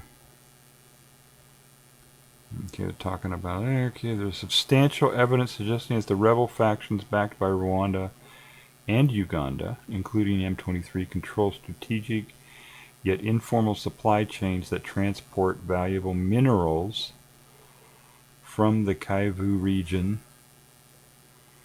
to both countries. The corridor from Bunagana on the Ugandan border. I can't pronounce these. I'm sorry. Lucrative mining belt. There we go. See, there it is. Containing some of the world's largest deposits of coltan, a material a mineral essential for the production of electronic devices. So that's kind of screwed, isn't it? You know, and cobalt. So tantalum. Yeah, it's mining stuff. It's mineral mining. You know, gold, tin, tantalum, tungsten. $1 billion. So, yeah, it's just people fighting over, resources. It's crazy. All right, well, that's pretty complicated. So, I mean, it's not right. Basically, it's just people fighting over resources. It's a resource war, But whenever the war gets started, then the people who are usually the people who are fighting over the resources don't want to admit that that's why they're doing it. They don't say, "Hey, we're invading this country to take their stuff." They don't do it that way. They always try to make it an ethnic or religious or whatever, and try to conflate things. But that's what it's usually about. It's resources. That's what people fight over. And mostly it's in like the Middle East and the stuff that the U.S. and Israel and Western countries get involved in. It's usually fossil fuels. Also, when you hear the word minerals, like in Ukraine, right? It's a mineral ore in Ukraine. They say mineral, but the word mineral means like oil or gas or stuff you take out of the ground. So it could, if you hear it, like if you hear them talking about, oh, we're trying to get an agreement in Ukraine about minerals, they use the word minerals because they know that it confuses people. When they use the word minerals, people think, oh, mining, like what I was just showing you, gold and tantalum and all this stuff. That's what people think when they use the word minerals. But the word minerals includes oil and gas, so petroleum products. So in Ukraine, it's mostly gas, natural gas, but they'll use the word minerals just to confuse people. So when you hear the word minerals used, you need to look and see what's going on there, because it's not just mining. That's not what they're talking about. Specifically in Ukraine, they're talking about the gas, the natural gas, but they'll use the word minerals just to confuse people. All right, that's enough news, huh? I guess we got a lot of news, but going on up there, no. So, hopefully that was different than what mainstream media covers, and it's hopefully I gave more background and explained stuff better than what mainstream media does. This isn't like a high production show, that's for sure. It's probably kind of boring for a lot of people, but if you're interested in that kind of stuff, it's different. It's a different. You learn more what's going on than just what the mainstream media gives you. If you just listen to mainstream media, you'll hear a narrative, and then a lot of times something just doesn't make sense.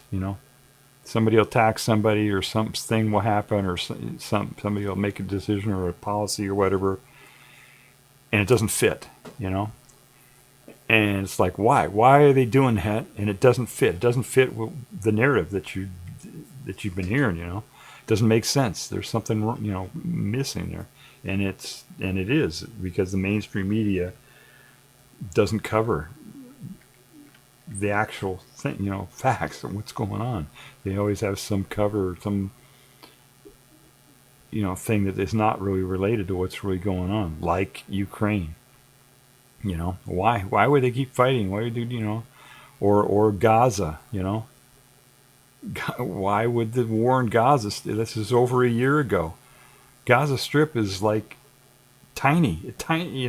Why would it take the U.S. and Israel fighting this tiny little? Why is it taking them a year? It's because it's not what's happening, right? I mean, we got cornfields in the U.S. that are larger than Gaza. Okay, it's a tiny, tiny little area. It's not. It doesn't take a year for them to do that. To win that. It's just. The reason it's taken a year is because one, they want to make sure they totally prevent anybody being able to extract the natural gas out of the Gaza gas field. And two, they want to spend as much taxpayer money as they can on bombs and stuff like that, and take people's money and give it to the arms, the arms industry, military industry.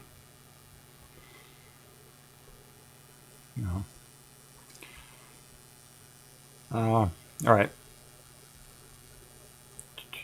Oh, I know what I need to do now. Let's see here. Am I doing this right?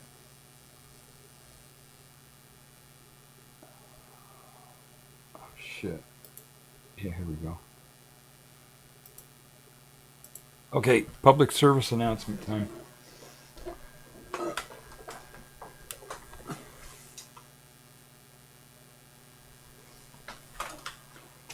When I went to those protests, I only saw a few other people who were wearing masks. Not a lot of people were wearing masks.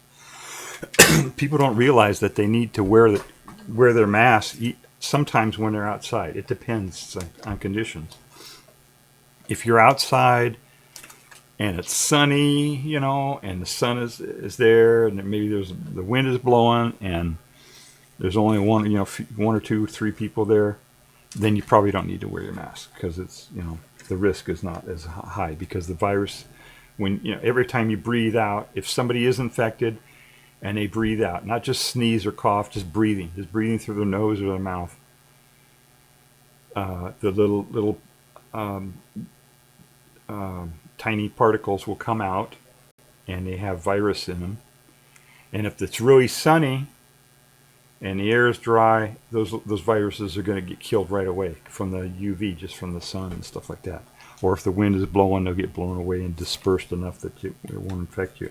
But if you go somewhere where, we're talking outside now, right? If you're outside and there are a lot of people around, a huge event or whatever, protest or anything like that, if there are a lot of people, especially if it's at night or overcast, or when the sun isn't, the UV rays aren't as strong or whatever, then you need to wear your mask. And of course, anytime you're inside around other people, you got to wear your mask, no matter how many people there are. You got to wear your mask when you're in public. N90, it's got, the mask has to say N95 on it. See, it's got a little thing that says N95, and it has the word NIOSH on there, NIOSH in capital letters. It has to have straps that go all the way around the back of your head when you put it on. Those masks that have just a little loop that go around your ear, those are not N95 masks, and they might not protect you as well. And the N95 mask, when you wear it, it has to make a tight seal all the way around. You can't have any air that comes in. So if you put the mask on and you feel air leaking in on the side, then you got to adjust the mask so it'll fit properly. And if you can't get a good fit, then try a different make, or a different model or make of mask, because they're all different. They all use different ways and different designs and stuff like that, and some of them fit better than others.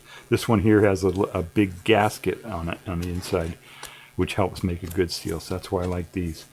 Also, some of them have an exhaust valve, which makes it a little bit more comfortable in the summer. When you got the mask on and you exhale,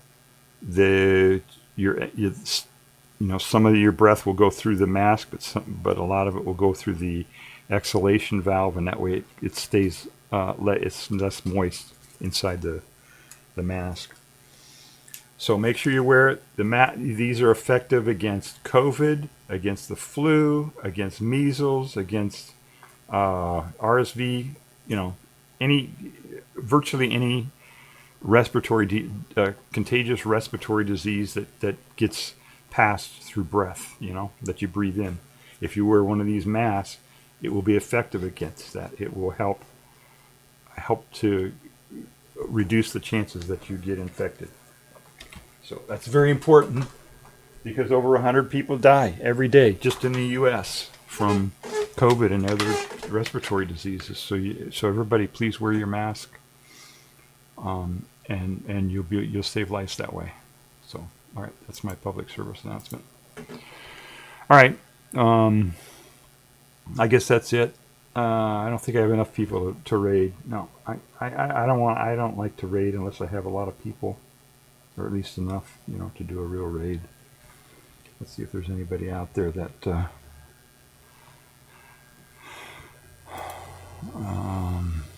no. Yeah, okay.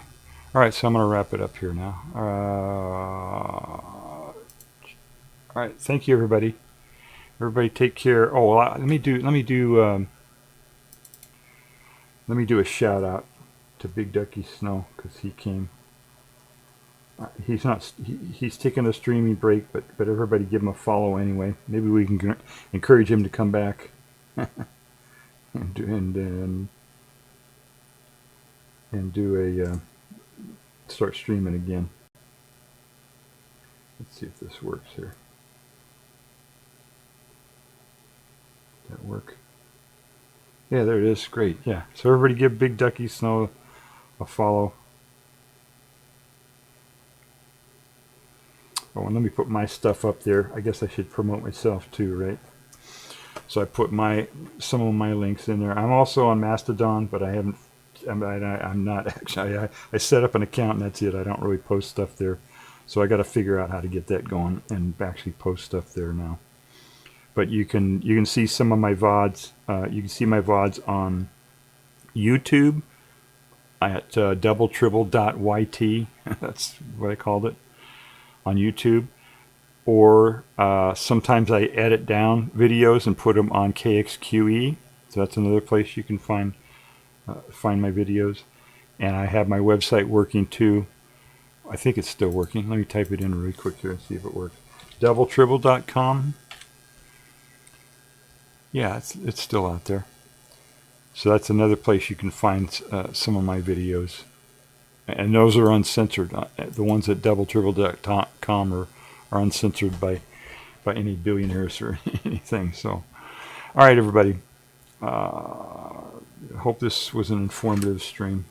And next time, I don't know what. Maybe I'll do a science thing or something next time. All right, everybody. Take care. Bye-bye.